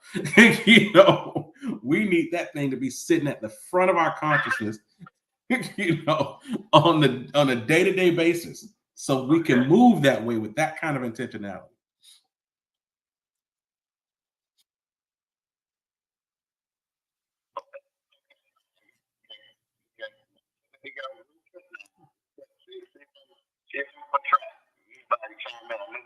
Nah, this wasn't on purpose. I'm happy about going past. This is just a quick. I thought it was gonna be a quick wrap up, but something else got uncovered, right? So we're talking about mentorship, talking about finding a mentor. You talking about and then you brought it back to the why onion, right? So now you peel back the why onion and you said, look, I think the reason why I was looking for, I was saying I need a mentor, and I knew that needing that mentor would take me to the next level, and that's the second, in the Lincoln example, because I knew I needed a mentor. The mentor would take me to the next level, but why did I need a mentor? Then you said, all right, let me live in that onion for a second. Why do I need a mentor? Why do I even need to hit this level of achievement, right? And so you probably just peeling back to that core memory, or that core desire that says, I want to, have my parents, all the effort they got put in. I'm obligated to make sure that I live up to. I don't want all that effort to be for nothing. That's important.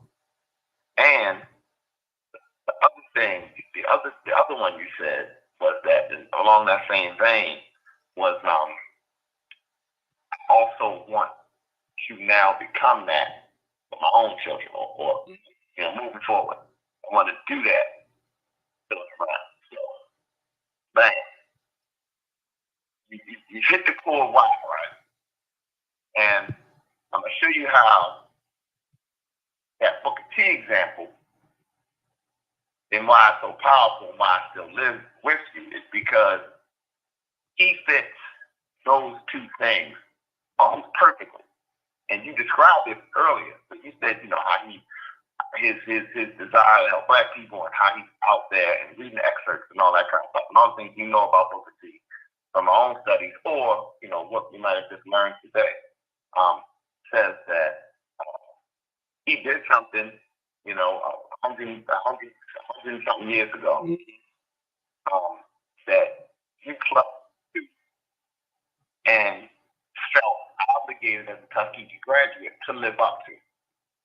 Same way the parents did something that are saying, hey, up to this. So Booker T fits that. Second thing is, you say, I want to be this to my kids.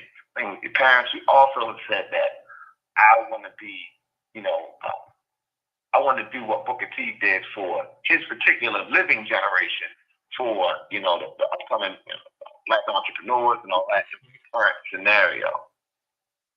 That's the reason why he hits those things, because you had peeled back the onion enough to make sure that you're choosing mentors, or you're attracting mentors, or you gravitated to mentors who fit your core desires. And that's why he's on your screensaver. That's so for us to learn to live in that space, would say to go back to the why. I'm trying to reverse engineer it on site right now. Yeah. I'm thinking and trying to bring it back, but those people who are saying, to get a powerful or a lasting line of mentorship, and then apply what it is, not just say.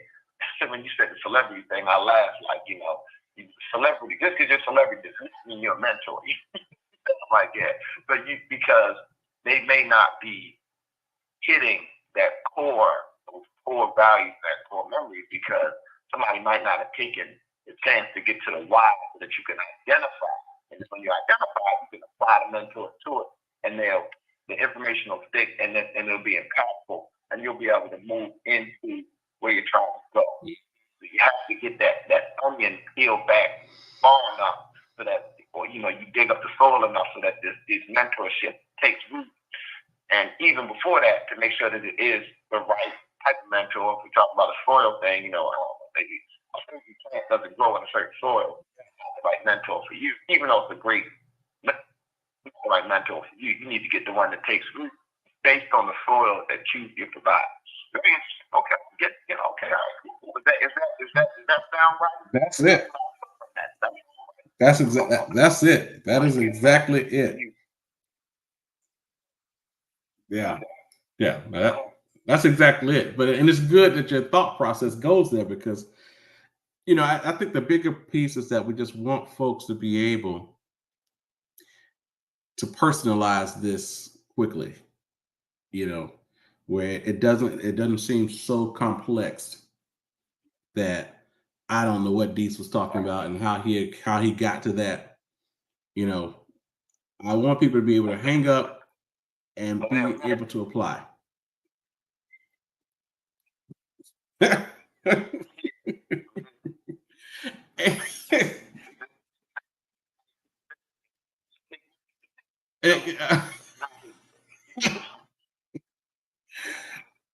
you know, I'm with it though. It's what, but it still just goes back to what are we trying to accomplish and why. And once you answer that question, there's somebody who can be a good mentor for that. You know, and I just don't want people to slow down. I think that we just have to, for the purpose of personal development, we just have to every day, you know, be in motion. We have to be in motion every day. Like I was talking to what was it? Actually, I think on a recent call when our team was on, and he was like, I can't went by and saw pass, man, just in motion. And I realized when he said I had to check myself, just like, am I willing to apply myself at that level? you know, and he showed up on that La Familia and just was like, am I willing to apply myself at that level?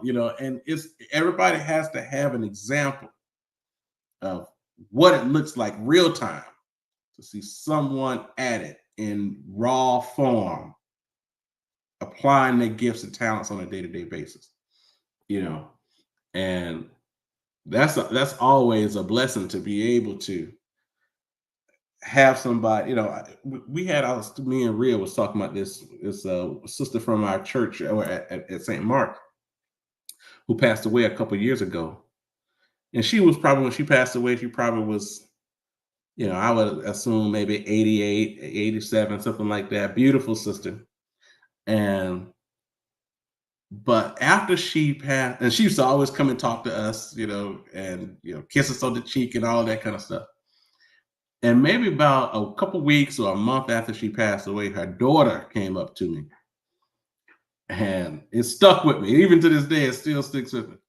She said, my mom, when she was kind of in her last days, she was writing down people's names of folks who she felt like she could go ahead on and transition because they were going to be around to keep it going.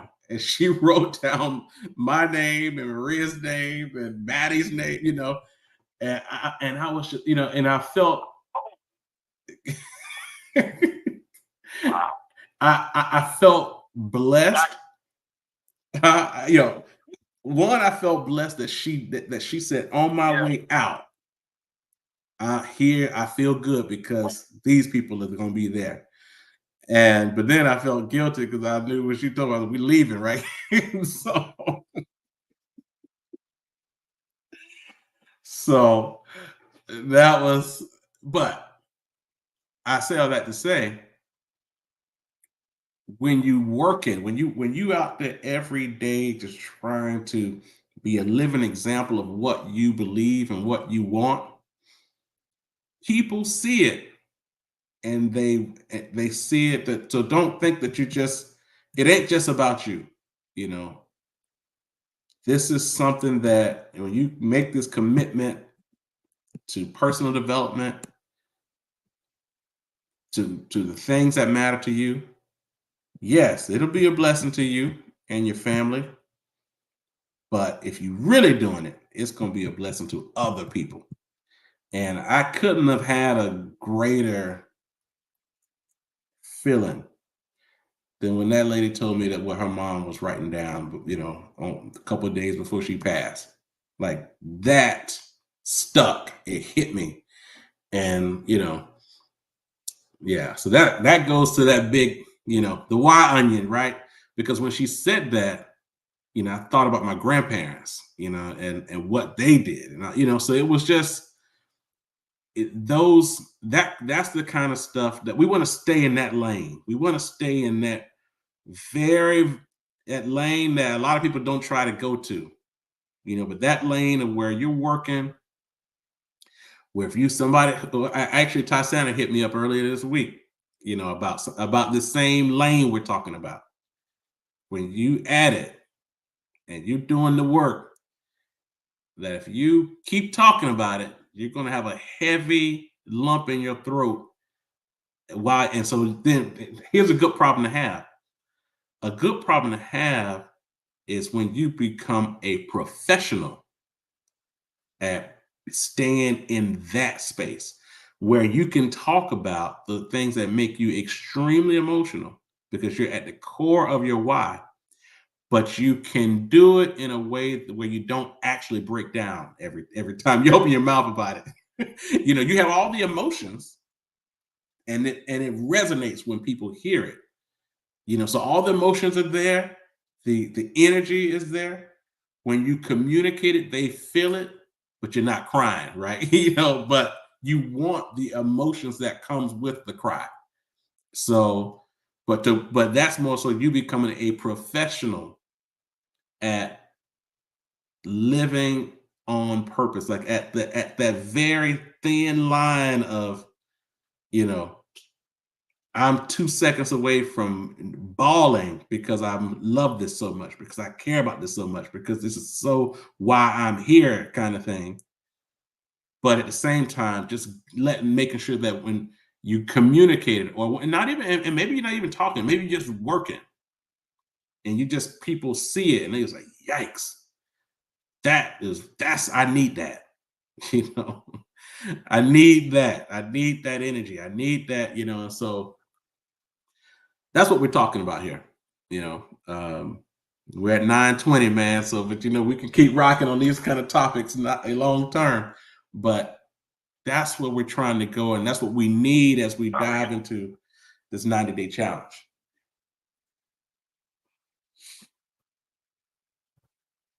And that's all I got. So,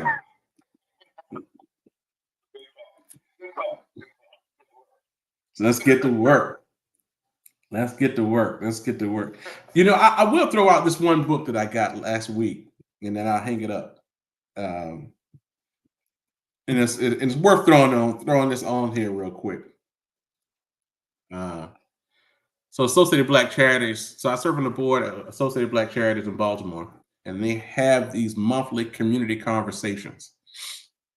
And they had one last Tuesday, last week, at Empowerment Temple, Jamal Bryant's old church. But the new pastor there is Pastor Robert Turner.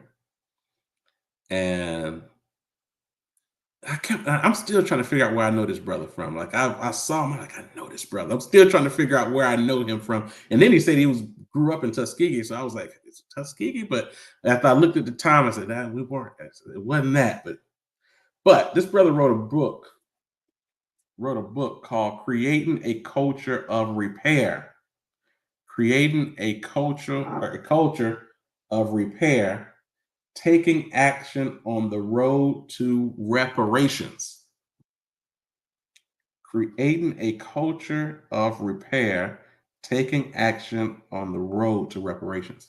It was a extremely powerful and insightful community conversation I had last week. Helped to kind of, a long story short, I think that, we don't even know what to think about as Black people, let alone anybody else. But as Black people, we're at a point, and so many of us, and maybe it's generational, but so many of us, it just seems like such a pipe dream that you don't even want to put too much thought on it. It's like, this is something that will never happen. And then you start doing the history on all of these other, oppressed groups of people who receive reparations. Say, what? What is this really about then? Like, if that one got it, that one got it, that one got it, that one got it. What is this really about? Like, why can't they right or wrong? And it's worth diving into the topic. And I would say the reason why and what made me even wake up my thought process on it is the fact that I am this now. This kind of leads definitely into the difference between the ongoing historical debate of Booker T. Washington and W.B. Du Bois. I can't say I'm the biggest on civil rights and knocking all that down, because as a descendant of Booker T, you really are focused on what can you do right now that's just going to prove the point, and that's just my side of the soapbox, right? But there are just some wrongs that just need to be, addressed. And it is definitely within the realm of conversation to read and study and learn and become educated uh, on reparations, not just the situation in America, but globally, and what's happened and how it could address a lot of the issues, in terms of definitely just the socioeconomic stuff. But I think it's worth and get to, if you're in Baltimore, swing by this brother's church on Sunday just to hear him and his message. Robert Turner, Pastor Robert Turner at Empowerment Temple. Very interesting. This brother does, I think he said, I don't know if he said once a month, but pretty often this guy does he walks from Baltimore to the White House and on to protest this particular topic alone, the reparations decision, and he has Congress people who meets him there, legislators who will meet him at some point of the walk in solidarity and highlighting a legal legislative path to this. It's a very interesting topic that I think is it's not talked about enough, because I think so many people just don't believe it's real and can happen, but there's actual legislation out right now. And you know it's worth our consciousness, let me say that, to dive into it. And this book has been really good. I hadn't finished it yet, but definitely eye-opening. Creating a Culture of Repair, Taking Action on the Road to Reparations by Robert Turner. And that's all I got at 9:26. I'm sure my wife has texted me about stuff we need to be doing. So have a great week, guys. Listen, take this month to really get your mindset prepared for the 90-day challenge. I don't want anybody getting to Labor Day without have pursued the goals that truly at the core matter to you.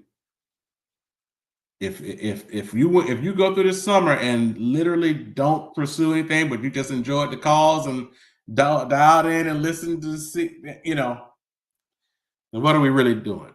So I just want to highlight that this is a mindset month. Get your mindset together in the month of May so we can hit Memorial Day ready to roll. All right, folks. Have a great weekend. Have an impactful May. And we look forward to connecting with you in the first of next month. We'll see you. Have a good one.